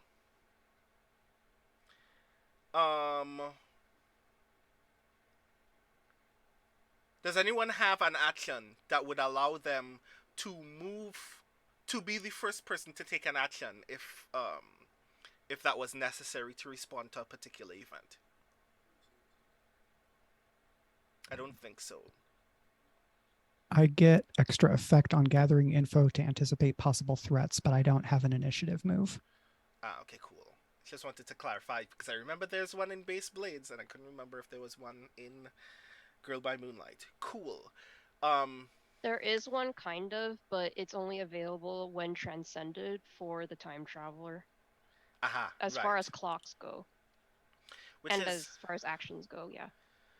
Which is ironic because since Kat was the person who is presently being engaged with Siobhan, I'm gonna give Kat this action first anyway. Um, I would like you to roll to determine information about a thing before the thing happens. Oh. In the dream, that can be any number of actions, including express or empathize. Defy also obviously works because you are in the dream. Analyze or perceive are also very valuable.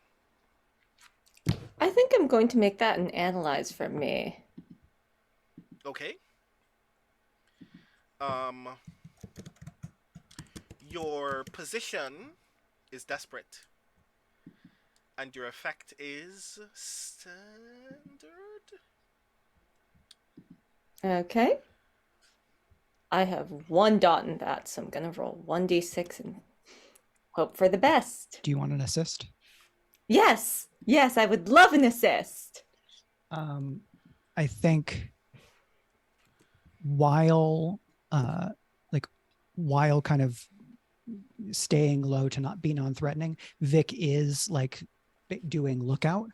And so like fictionally, if something is coming from one angle, Vic could point it out to Kat, if that feels like it's okay for an assist. Mm-hmm. Whereas Nina would be very focused on Siobhan, and so also if that feels like a thing that could be an assist, I can offer a link. I am fine with both of those assists. I will simply qualify 2 things. 1, the original action doesn't add to the nightmare clock, but Vic's assist does, so it is now 3 of 6. And 2, the narrative nature of your assist means that you also have the capacity to gain this information as well, but because you're assisting, I'm just going to end up giving you the thing. It's essentially your attempt to also gain information, instead of just making you roll for that again, Vic, if that makes sense. Sure. Cool.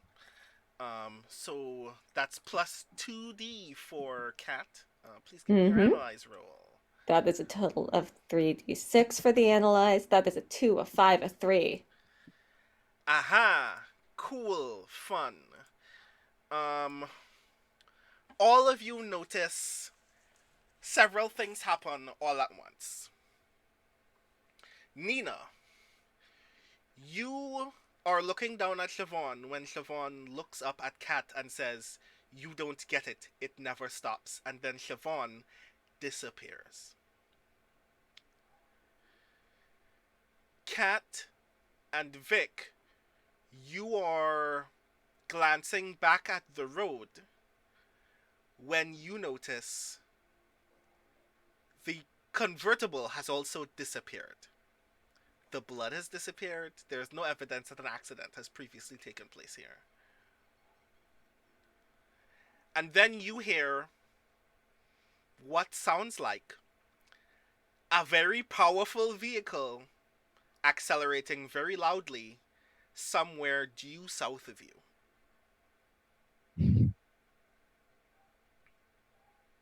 Okay.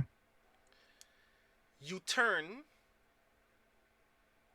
and lower down the highway you see headlights barreling north very intensely, and you can hear someone from vaguely that same direction screaming, "Please, no, let me out. I don't want to do this anymore."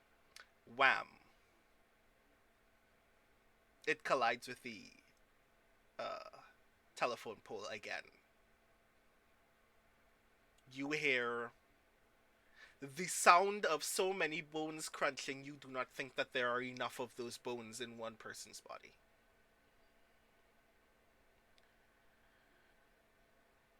And you watch from where you are standing in the dirt as Siobhan is now slowly emerging from the same crash that you just saw.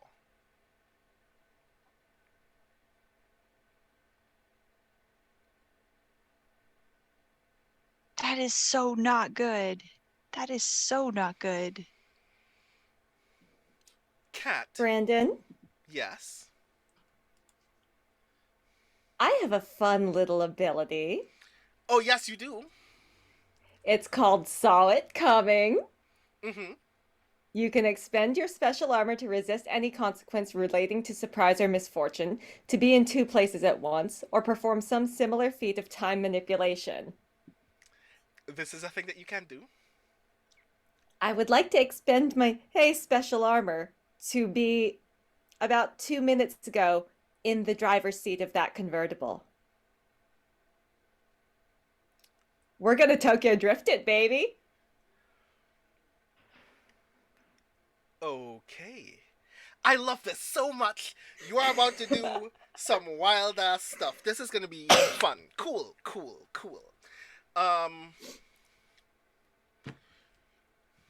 From where you are standing, you see Siobhan still slowly lumbering out of the vehicle. And when you make the conscious effort in this moment, I am going to undo this. You slowly watch as time slowly starts reversing. You watch her slowly lumber back into the vehicle. You watch the front of this convertible just kind of spring back in time as the vehicle just starts tumbling back down the highway. And then you close your eyes. And when you open them again, you are in this convertible. It is already moving, as you can see from the dashboard of the car. 90 miles per hour and rising on the highway. And no one's hand is on the wheel, as you are presently in the vehicle. You are maybe 2 miles away from where your friends should be standing right now. And it's only you and Siobhan in the car. And Siobhan turns to you and goes, "What the fuck are you doing here? Are you here to make things worse?"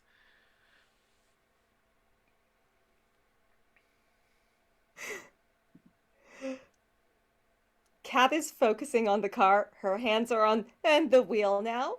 Mm-hmm. She is. Are the brakes working? Give me a 1 die fortune roll.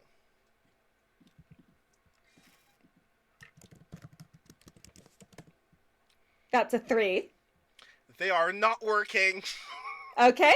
That's what the e-brake is built for, baby. Okay, give me a 2 die fortune roll. I'm gonna make you work for this. You decided this is a thing that you wanted to do. We're working for it. That's a 4 and a 2. Okay. You put your hand on the e-brake, and the very first time that you press down and pull up, it feels like it's not moving. It feels less like it's jammed and more like you can tell like there is a physical force that is attempting to hold this lever against you. But then you try it again, and it pulls. Mm-hmm. And you get... And we let the clutch out. And you hear this ungodly screeching noise from the bottom of the car. It sounds as if the back axle just kind of accidentally popped popped off the chassis of the vehicle and is now scraping on the bottom, scraping against the road. Mm-hmm. Oh yes, I have just ruined the suspension. Oh yeah, this car is toast. And y'all continue. This car continues barreling down the highway for another 20 seconds. That feels like an absolute eternity, but it does come to a stop.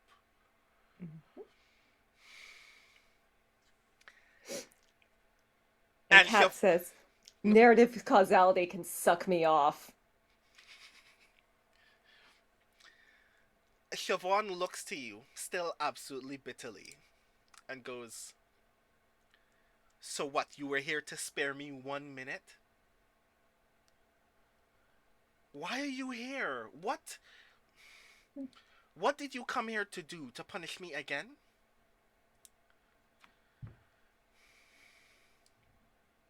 I don't think there's anyone who deserves to keep reliving their worst moment. Take that seatbelt off. We're getting out of this stupid car.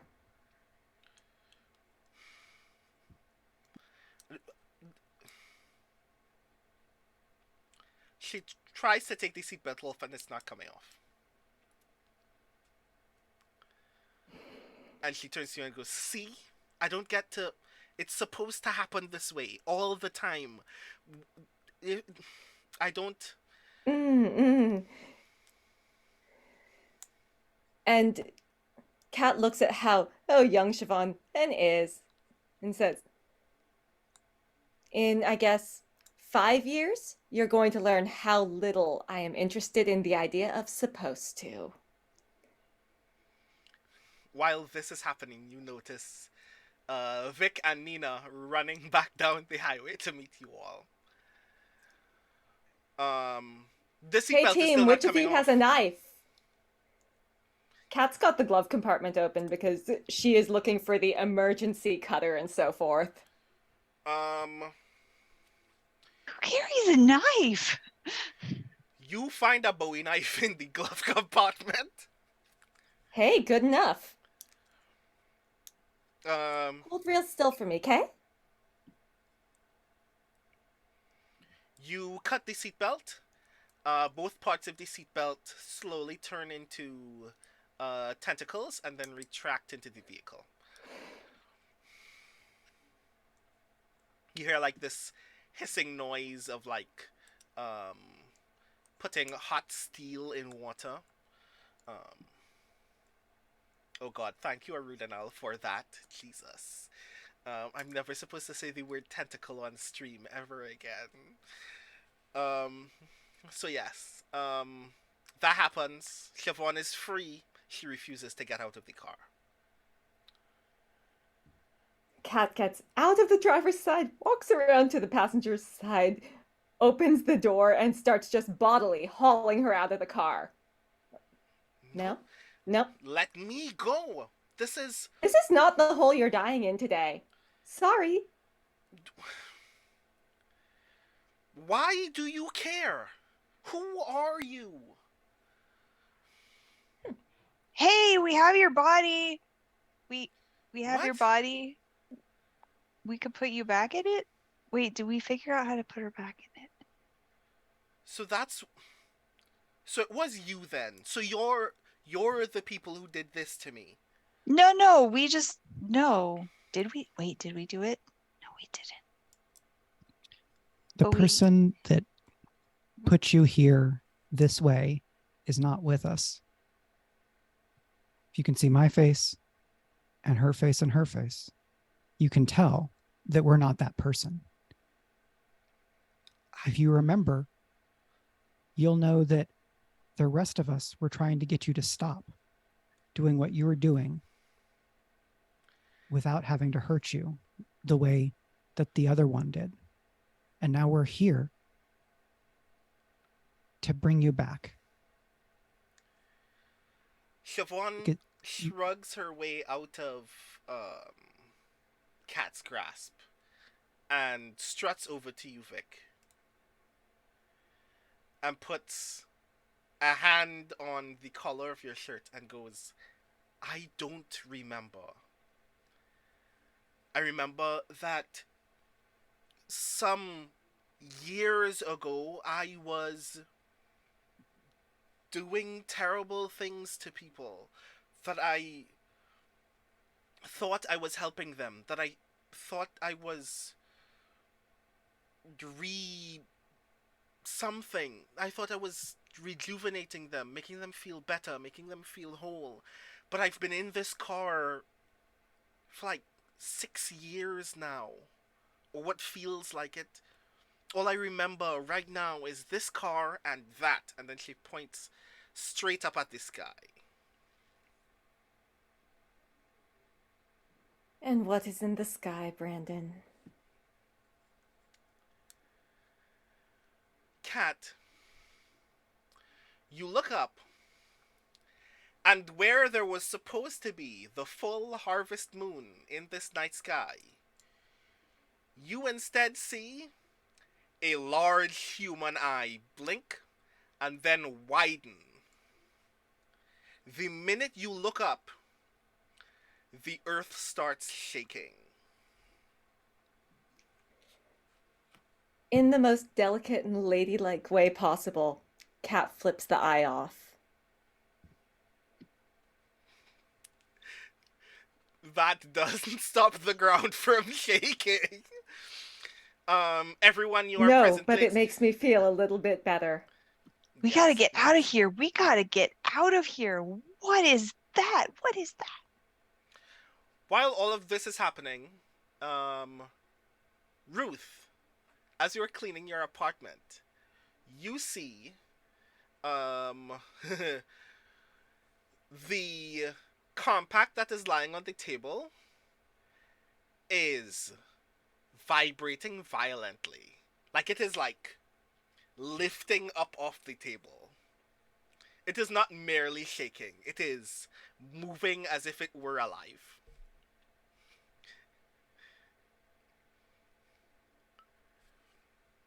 I mean, that sounds about right. Do you interact with the compact at all? Let's see. How long has it been?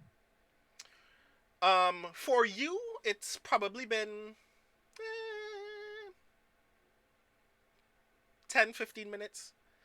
For everyone in the dream, it's probably been like an hour and a half. Much of that was spent walking, I'm sorry. Okay, so I have cleaned up my puke. Mm-hmm. I have put the card into the... I have just put the card into the freezer. Into the freezer. Have I seen anything like this before? Not like this. You know that because mirrors are passageways into the dream, that every once in a while, when things are weird in a dreamscape, it is weird for the mirror that led there. So you get the impression as a result that something violently disturbing is happening in the dream. But because you didn't see anybody go there, your vague impression is that obviously your friends may have used this to get into a dream, but you don't know for sure. All you know is that the compact is open and that it's doing dream mirror things. Okay, well, Ruthless would have caught me up to speed because Ruthless and Ruth don't hide anything from each other. Mm-hmm. So what Ruth is going to do is, having heard via Ruthless what Kat said about the card and how these cards act like homing devices for people, is going to go to the freezer, take the card, go to the nearest not glowing, rotating mirror, and I am going to cuss up to God and reach my arm in with the intent of grabbing everybody in there and just pulling them all out. Okay. Vic, you notice a hand poking out of the rear view mirror of the convertible. You recognize that hand. Ruth's head pokes out through, following it, and says, Jesus fucking goddamn Christ, get in here already! Vic will gently but martial arts adeptly wrap their arm around the arm where Siobhan has the knife, if she still has the knife, and then reach out a hand to Ruth, saying, chain up, we're getting out of here. Okay. Does everybody else link as a result? Yep. Nina's like, wait, Wait. that's Ruth? Unless I missed the something in the fuck blocking, up. I think I might still have the knife. Yeah, no, that's yeah, Ruth. you have the knife, yeah. But yes. Well, then all I have to do is grab Janet's wrist. Okay. Kat is on the end of the chain because her other hand still has the knife. So then Nina will grab Siobhan's other wrist, I guess, yeah. And then grab Kat. I pull everybody through, and following Ruthless's suggestion, the mirror that I'm doing this for is through the old jewelry box, which is facing the MRI. And my aim is to basically trebuchet Siobhan's psyche back into her body as I'm pulling everybody out. Very nice. Okay. I would like you to give me a roll for that, Ruth. Okay, what roll am I doing? I mean, you're about to perform a physical action. I guess that's a defy. Yeah. Yeah. Your position is risky. Only risky. Your effect is standard. Risky standard? Do I For have pulling people out of a dream? Yeah. Okay. It could be worse, but the conditions are not primed for it to be worse right now because you're not in an overtly hostile dream. Right. So I am going to push myself for that. Okay. So I get 3 dice. And is there a poison promise that I can take? I mean, Instead? there is one. Mhm. It's not going to be immediately applicable in the event that you succeed, but I'm going to allow it anyway, precisely because you might still succeed. Okay. Even though you were not primarily in the dream, because you are exerting force upon the dream, it will alert the nightmares twice, which will bring the clock to 5 of 6.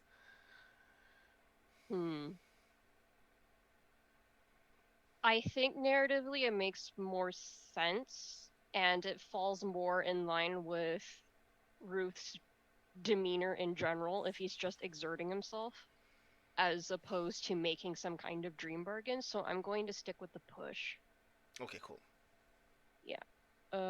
So rolling 3d6. Will Ruth allow an assist from Vic? How would you contextualize it? I mean, I don't think I can deny an assist. Since Vic is the person who's directly holding your hand, if we're getting Looney Tunes out of the mirror, I would argue that Vic might kind of catch what you were going for and try to like help the angle go. Oh, okay. Or at least be a strong part of the chain. Okay. I don't think Ruth would really be in a position to be like, no, because he's holding the card with the other hand, and he's holding you with the only other hand he's got. So is that 4 dice then in total? Yes, it is. So roll 4d6. That's a 4, a 1, a 5, and a 1. Yeah, 5 is enough. You're strong enough to do it, but the dream being its own physical force is kind of suddenly too much for you to handle in this point. So it hurts a lot. It feels like lifting weights that are being held down to the ground by electromagnets, but you do get everybody out. And you pull the combined weight of 4 people out back into your apartment. And on the floor, you see, tumbling out of this jewelry box mirror, you see Vic, Kat, Nina, and a large glass vial. I'm guessing Rufus is telling me what to do with that vial.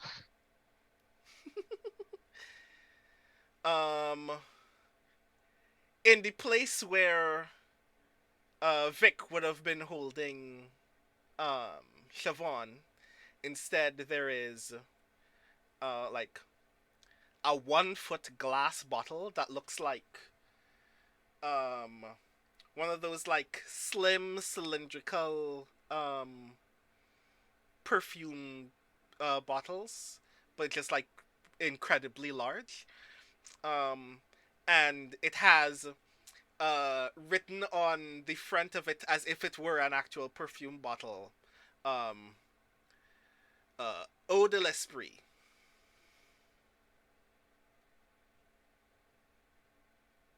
So Ruth takes the bottle, and it is a perfume bottle, you said, correct? Yeah, it's a large perfume. It's a 1-foot perfume bottle.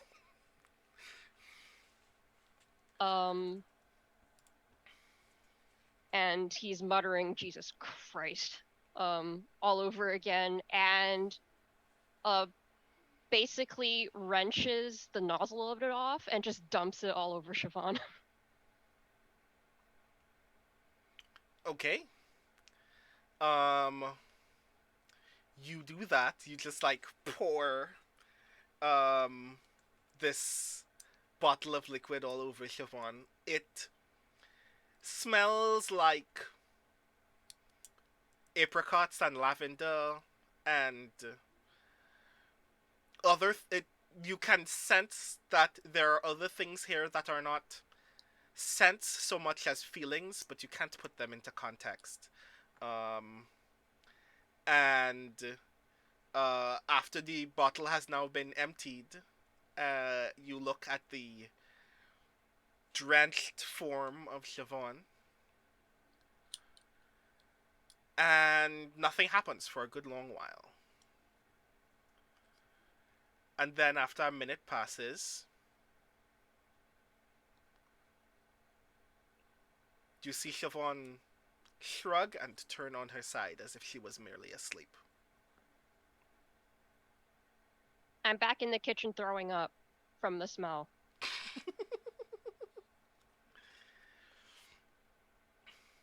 Does anyone want to respond to the thing? Did the machete come with me? Nope. You have like a handful of salt in your hand now. Great. Throw it over your shoulder. Not in my bedroom, though. You throw it over your shoulder and it hits Nina square in the face. No! Ow!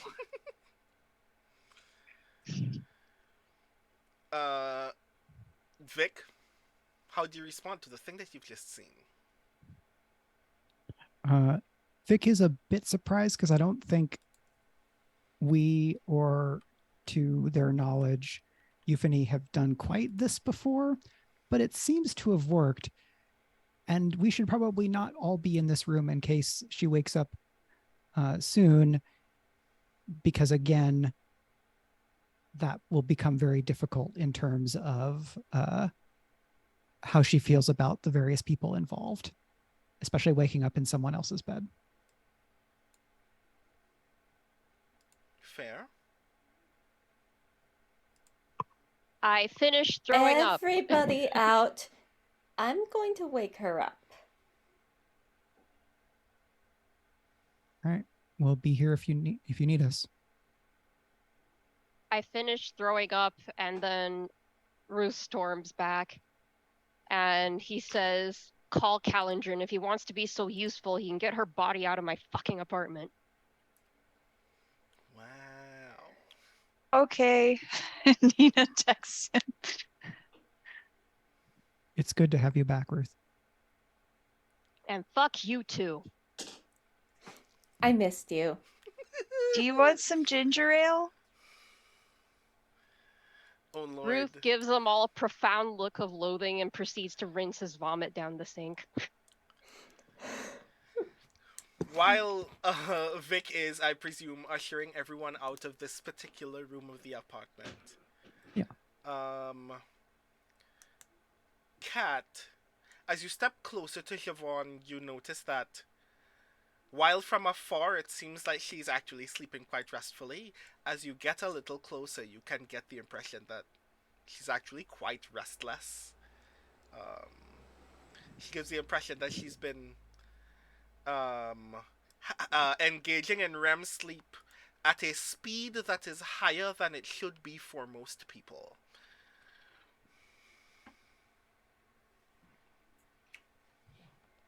Cat shakes her shoulder very lightly. She jolts awake and starts screaming.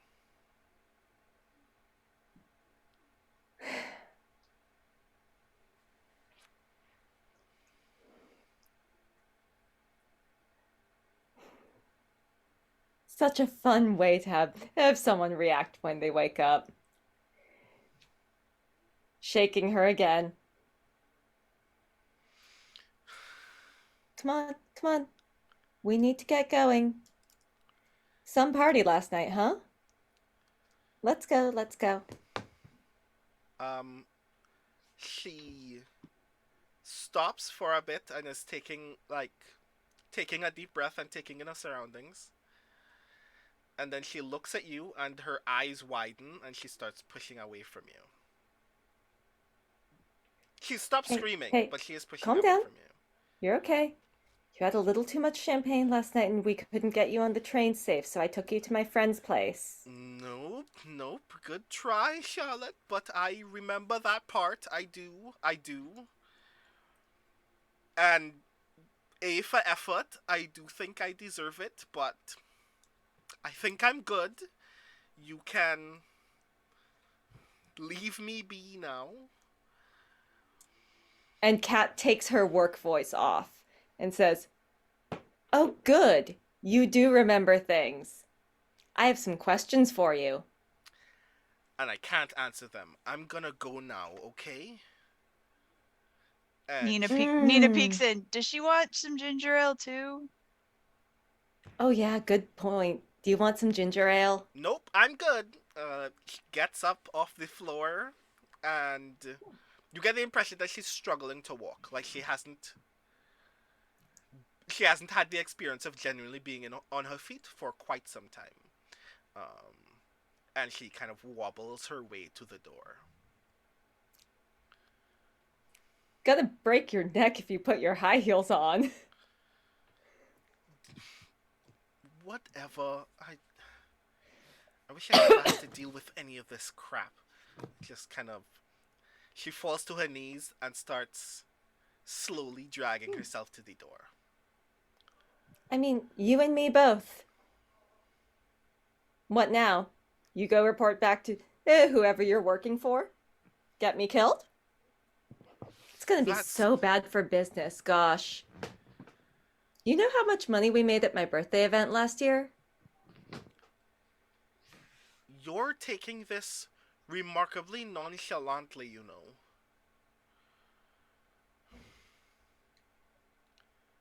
Well, God damn it. Given that you were screaming your head off, somebody here has to be the calm one.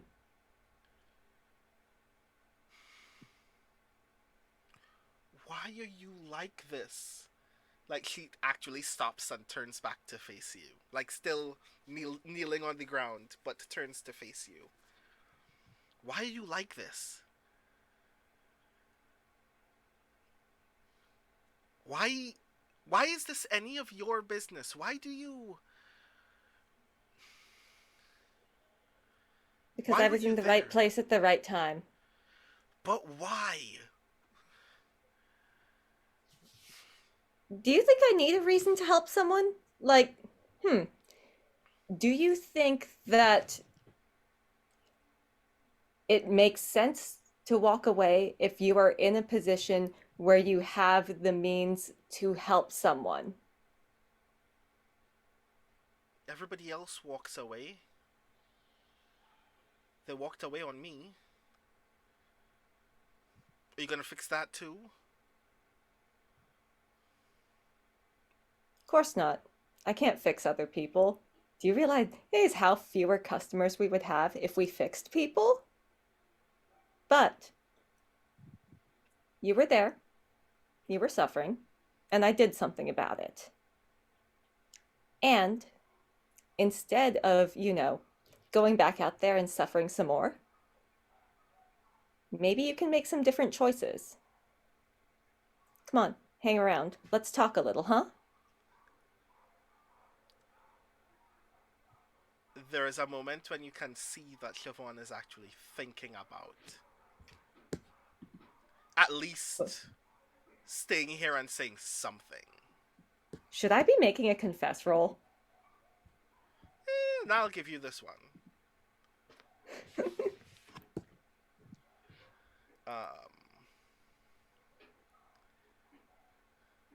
She stops and she thinks about it.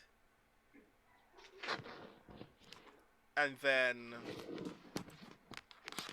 she goes, I'm sorry. I really can't do this right now. I have to get out before they notice. They were watching. I can't be here. I need to get out of here. And you need to get out of here too if you know what's good for you.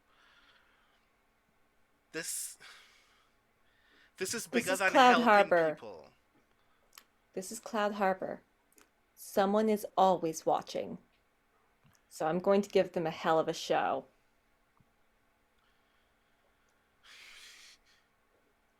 And you gotta admit, that Tokyo Drift action was pretty cool.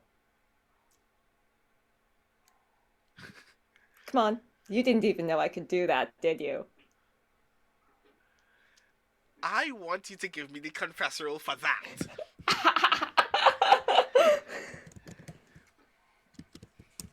Your position is desperate, your effect is extreme.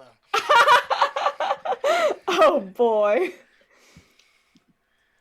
Let's see, that's gonna be my 1d6, isn't it? Mm-hmm. It's a 3.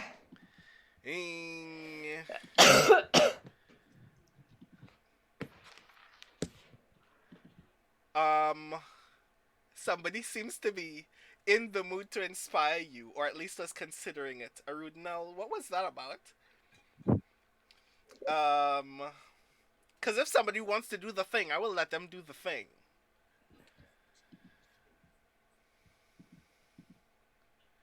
Is anyone here? I don't think anyone is here who can do the thing. Is Shadowed Mage awake tonight?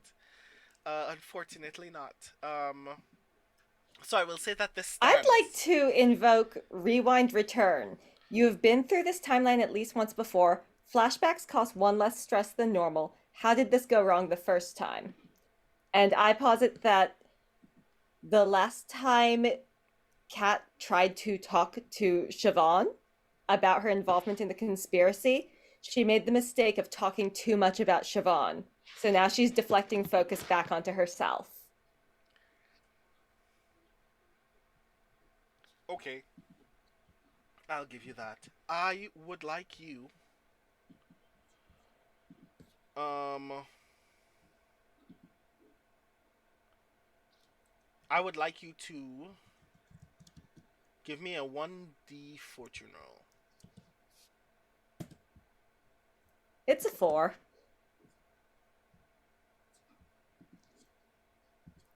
4 is We good. are average today. It looks like Triffity Mats has redeemed an inspiration for channel points. Oh ho! Yes. Oh. Okay, I'm gonna say that this can also happen. Cool. So then I guess do you wanna Thank give you, me Triffity Mats. Do you wanna give me another D6 then? Here right we go. there. That's a 3. Okay. Right. Okay. Thank you very much for the extra die. Mm-hmm.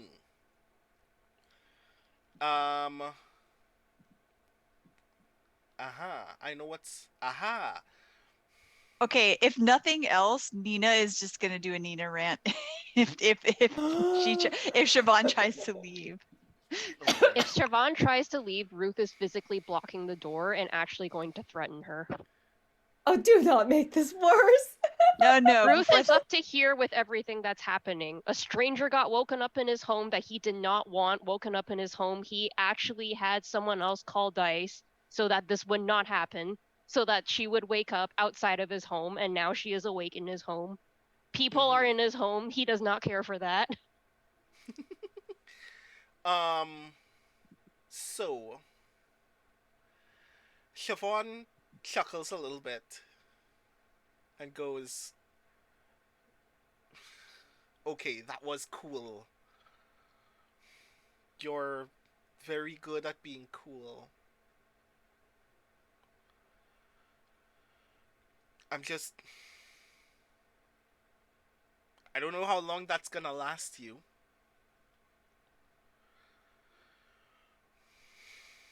I don't know a lot, but I know that the things that I have seen already,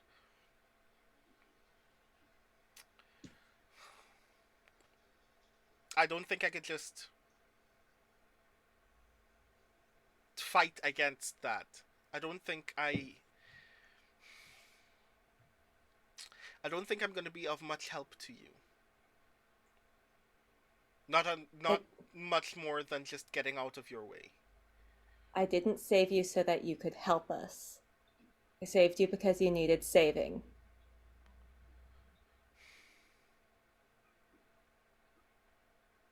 Somehow I don't believe that. You want to know why?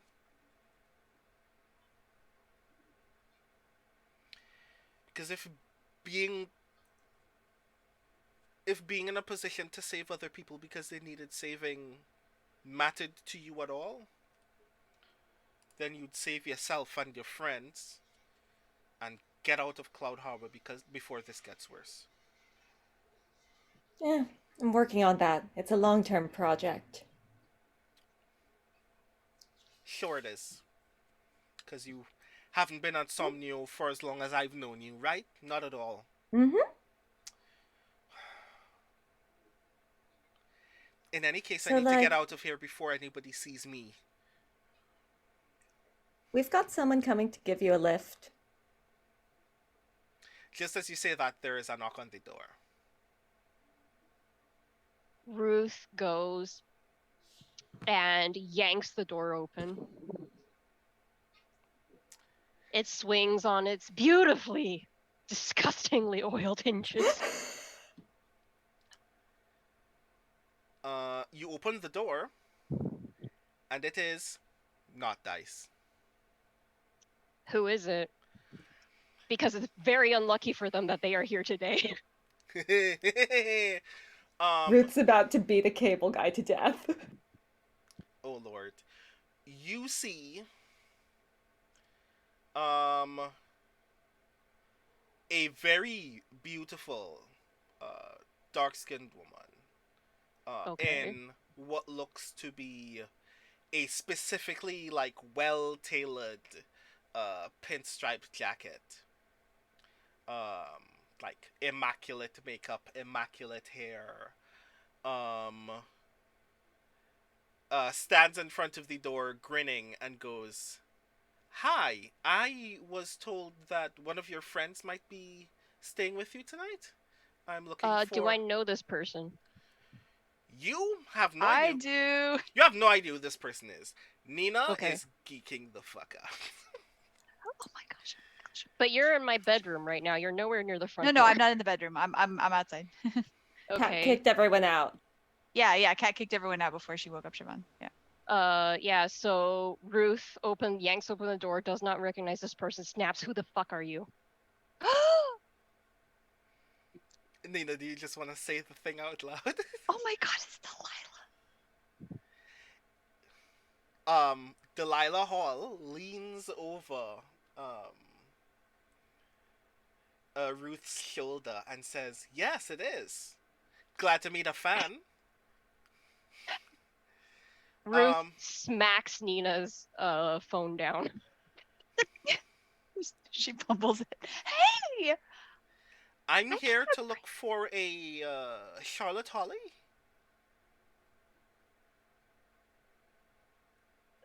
Ruth looks at her and says, "Do I look like I give a fuck?" and slams the door in her face. You slam Delilah. Nina's lost the ability to make volume. It's just all air. Okay. While that's happening, while Kat and Siobhan can hear an unidentified ruckus taking place outside, Siobhan takes that as, yeah, as you can see, it's probably best I don't be here now. But if you want to talk, I'll make myself available to talk. It's just keep yourself out of trouble. You can't help people if you get hurt. Sometimes it's worth it to get a little hurt. Omelet, eggs, etc.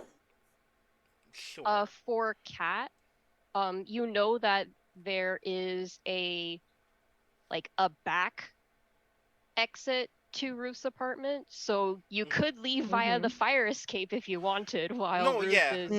Siobhan already identified that and is hobbling their way out the fire escape staircase. Where you can see out the window that Dice is waiting in an unmarked grey van, looking very conspicuously left and right. Kat is actually going to do it, dart out in front of Janet and go down the fire escape first, so that she is, even though Kat has spindly little spaghetti arms, so that she is positioned to try to catch her if she loses her footing. It looks like Siobhan is having a very painful time, but she holds her own the entire time. And gets into the van without incident. When you make your way back toward the staircase of the fire escape, Delilah is already waiting for you at the foot of the stairs. Hi there. I was looking for you.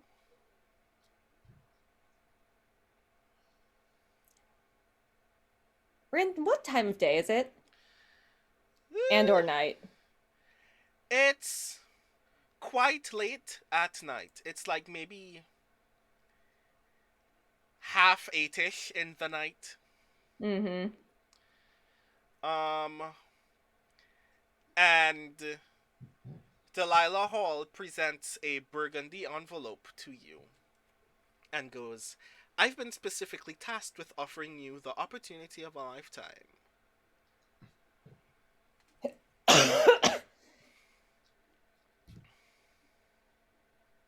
Wow, you've got such a bad sense for TPO. This is incredibly not the right time or place to be doing this. Oh my gosh. Oh yeah, I'm aware that it's not the time people typically do this kind of work. But also, following me to my friend's place? Super creepy. Wow, don't. Super don't. That I have to take responsibility for, but that was because that was the information that was given to me by the person who sent me. Oh yeah, that's not a good enough excuse. Oh no, fair. But, I mean, one typically struggles to say no to Rustam Demir.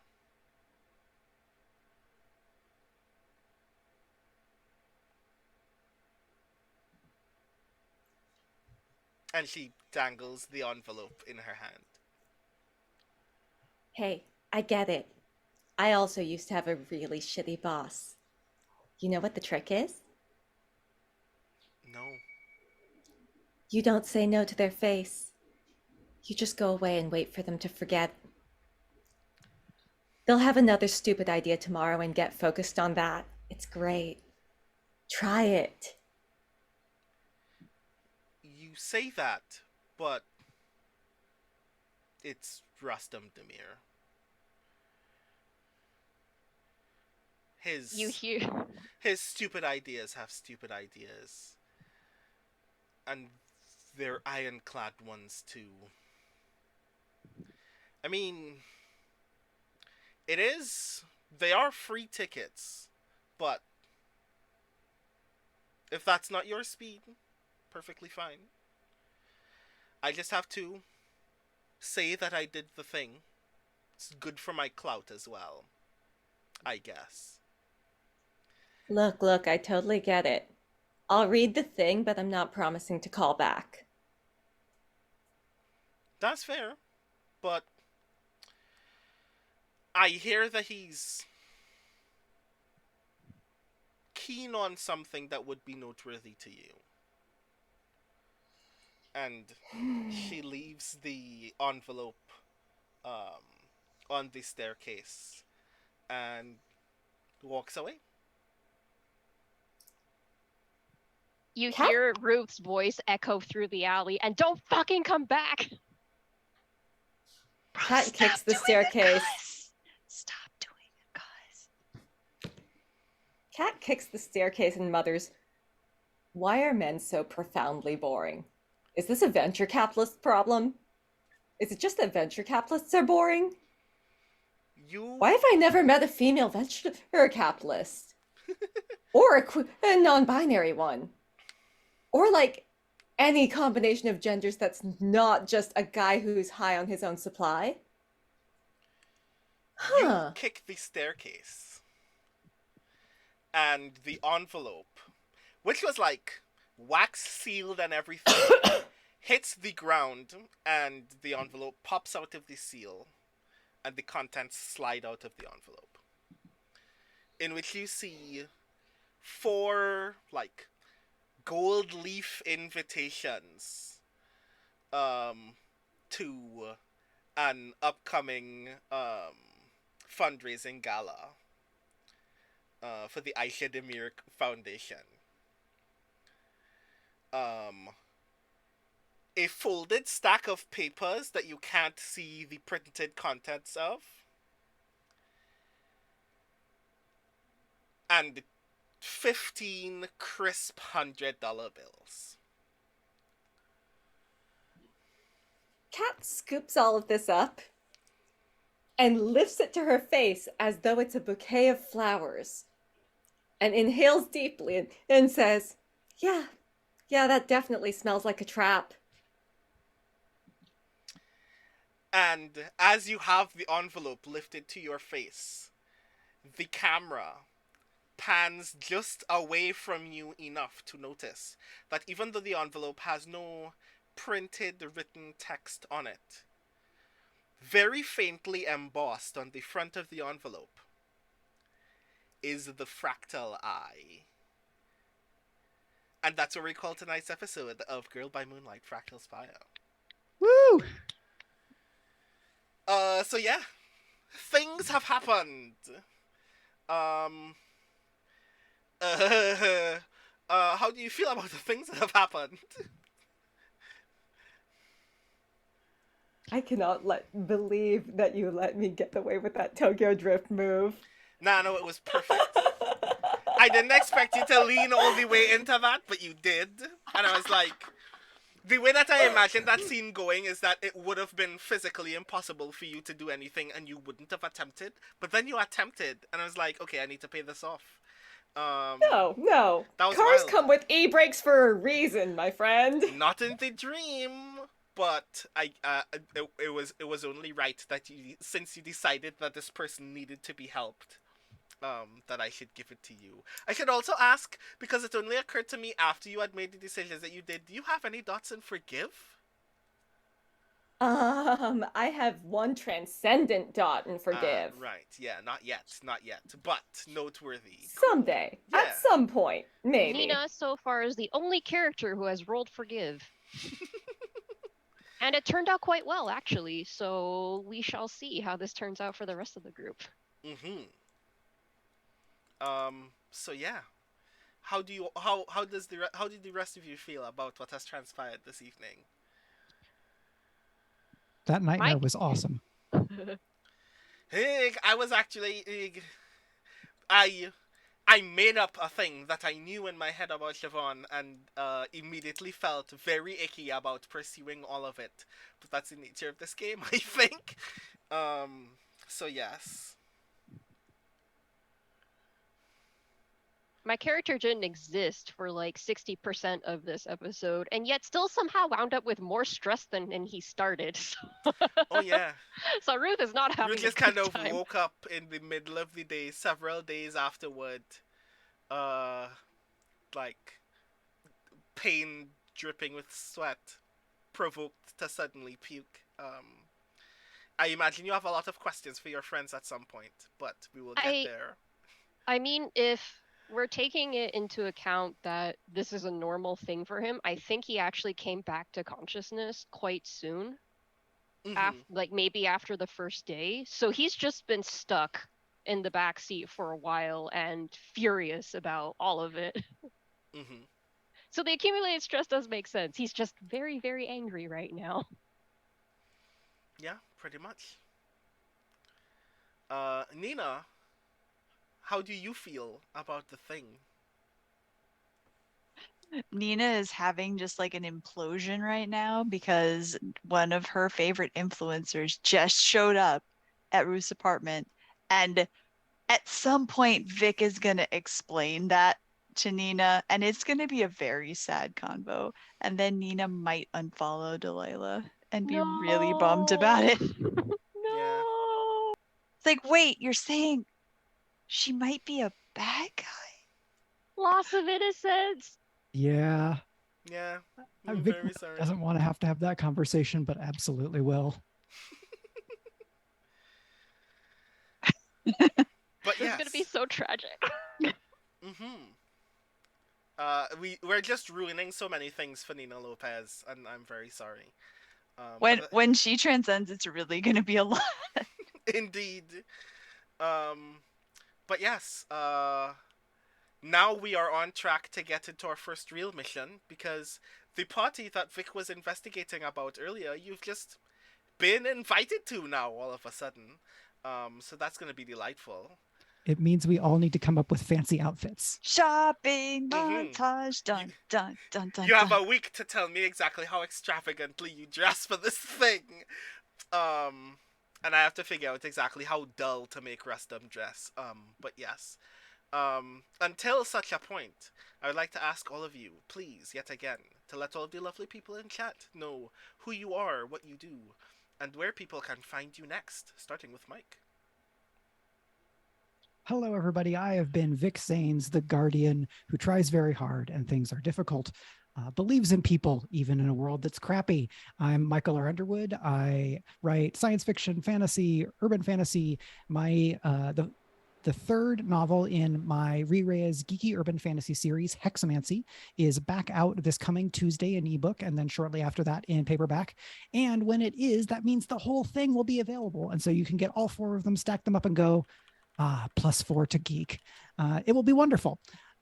You can find me streaming at twitch.tv/turbotango. And this coming Friday, I will be the dancing master for Court of Blades Valaward, our other series with Primi Mohammed, Marie Bilodeau, Brandon O'Brien, and Gregory A. Wilson as a coterie of House Vorster, the old house of martial valor.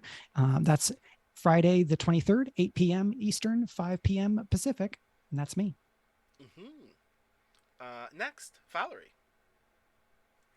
I have been and remain Valerie Valdes, and you can find me online at valerievaldes.com or at Valerie Valdes on Twitter or on Twitch at The Kids Are Asleep, which is when I stream. We are playing Hades tomorrow.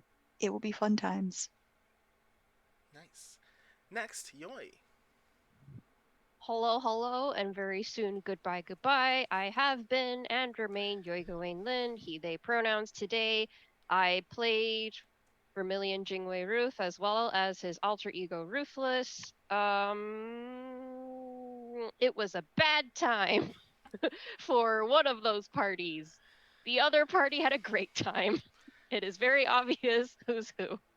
You can find me on Twitter at This Is My Design. Design is spelled capital DASEIN. It is a philosophy joke and a Hannibal pun, because that is what we enjoy around here. Mm-hmm. And last but not least, Iori. Give me an I, give me an O, give me an R, give me another I, because there are no L's in my name. KusanoIori.com, at Iori Kusano on Twitter. Find my writing or just come fight me. Whichever. I have been Cat Holly the Time Traveler. Thank you so very much for that. And as for me, again, I have been your humble stage manager this evening, Brandon O'Brien. Pronouns he, him, or they, them. You can find me almost everywhere on the internet at The Rising Tides. That's TITHES. I also have a newsletter that I've brought back from the dead, which you can find at afternoontea.ghost.io, where you can hear me have lots of feelings about music, and sometimes share cute images from the video games that I play on my cell phone. I have a poetry collection called Can You Sign My Tentacle, which is up for an Elgin Award. So maybe that is a thing that happens soon. So if you haven't read those poems and are into the idea of doing weird things to the Lovecraft mythos, including but not limited to have them just ask for a rapper's autograph that one time, definitely check that out. And that's me. So yes, I am very excited to see what happens next when we get to our next game of Fractal Spire, which will be at some point in the future. But for that to happen, all of you need to be rested and do other things to take care of your bodies. So I will let you all have the rest of your evening. But thank you so very much for joining me for yet another session of Girl by Moonlight Fractal Spire. This has been a lot of fun, and I will look out for you all very, very soon. But until then, I am going to press some buttons and we are going to say goodbye very briefly. So please let all of the lovely people in chat know. Please tell everyone, all the lovely people in chat, good night as I briefly disappear and come over here to thank you all yet again for joining us for tonight's session of Girl by Moonlight Fractal Spire. This was lots of fun. I am very excited to see us get into some of the shenanigans that we have been actually working our way up to very eagerly. We've been discussing Rustam Demir's next gala for a lot of time in the beginning of this session, in the beginning of this campaign, and I'm very excited to see how they interact with Demir, knowing the things that they know, and thinking the things that we all have come to the conclusions of about this world and the dream and the ways in which he may play a part in it. So I'm very excited for more of that. But that's at some point in the future. I don't know why I said next week. It might be next week. But we still have yet to determine our next session. But if we can play very soon, I'd like very much to get into more shenanigans with you all, because obviously I'm liking Fractal Spire a lot. A reminder, of course, again, I'm pretty sure the command is Girl by Moonlight. To find out more information about Girl by Moonlight, being published by Evil Hat Productions and designed by Andrew Gillis, please check out girlbymoonlight.com for more information about when the Kickstarter campaign and more for that game finally launches, so you can get your hands on it when it finally exists. We are presently playing a eagerly updated playtest copy that was offered to us very graciously by Andrew Gillis and the lovely folks at Evil Hat, who also sponsor this stream. Thank you so very much to Evil Hat Productions for their sponsorship of this game. This has been lots of fun. Girl by Moonlight is a wild game. If you are into getting into magical girl shenanigans in the dream, in space, and in all other kinds of scenarios beyond, definitely keep your eye on Girl by Moonlight when more information eventually emerges about that. Evil Hat, just to mention idly, is also presently kickstarting a game called Apocalypse Keys, which Michael R. Underwood has actually geeked out about on his own Twitch channel, twitch.tv/turbotango. earlier last week. So if you haven't heard more about Apocalypse Keys, it actually sounds really rad, and you should definitely check it out. And I'm shouting it out not only because its designer Reina Jadi is brilliant and you should be supporting his work on a regular basis, but because Evil Hat loves us and we love Evil Hat. So if your continued support of Evil Hat is in its own way your support of us as well, so we can get our hands on Apocalypse Keys and actually play it. A reminder, of course, that there are other ways that you can support this channel, obviously, by supporting the Speculate Patreon, which you can find more information about at !speculate.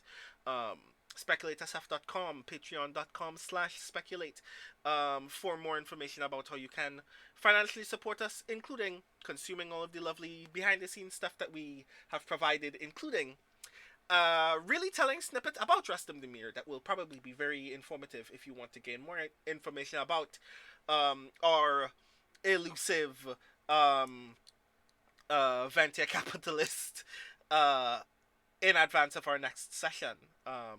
But I think that I have vamped enough. Again, a reminder, thank you so very much for supporting our content by watching it, by sharing it, and by supporting the Patreon. Thank you so very much to our moderators, Aruden Alex for Turbo Tango, Trifidi Mats, and Dragon Spear for making sure that only lovely and kind things are taking place in the chat. A reminder that you are still all the best in the business. Thank you so very much to Ballsteg, Crit Twitch, Jagtress, Kusano Iori, Icaro12 Oliveira, Light and Passion, Prince Justin, Proxima 3055, Queen's Court Games, Saint Pomelo, The Kids Are Asleep, The Queen V, Valentina Alcaraz, Von Meat, and more who may have disappeared since checking this page. Thank you so very much for joining us for tonight's stream. A special shout out to Queen's Court Games. Thank you for passing through for tonight's stream. We were very glad to have you here. This was lots of fun. And I hope that we can engage in more shenanigans very soon, because of course we are always eager for more opportunities to share space with other people doing cool stuff in the AP space. So definitely support Queen's Court Games as well, because they're doing cool stuff as well. But before I suddenly turn into a pumpkin on screen, I will thank you so very much for joining us yet again. I hope that you have a wonderful night. I hope that you have a wonderful week. And as always, sweet dreams, everybody. Thank you so very much, and we'll see you very, very soon for our next session on Speculate. That will be our next session of Valorword, playing Court of Blades. But until then, bye everyone.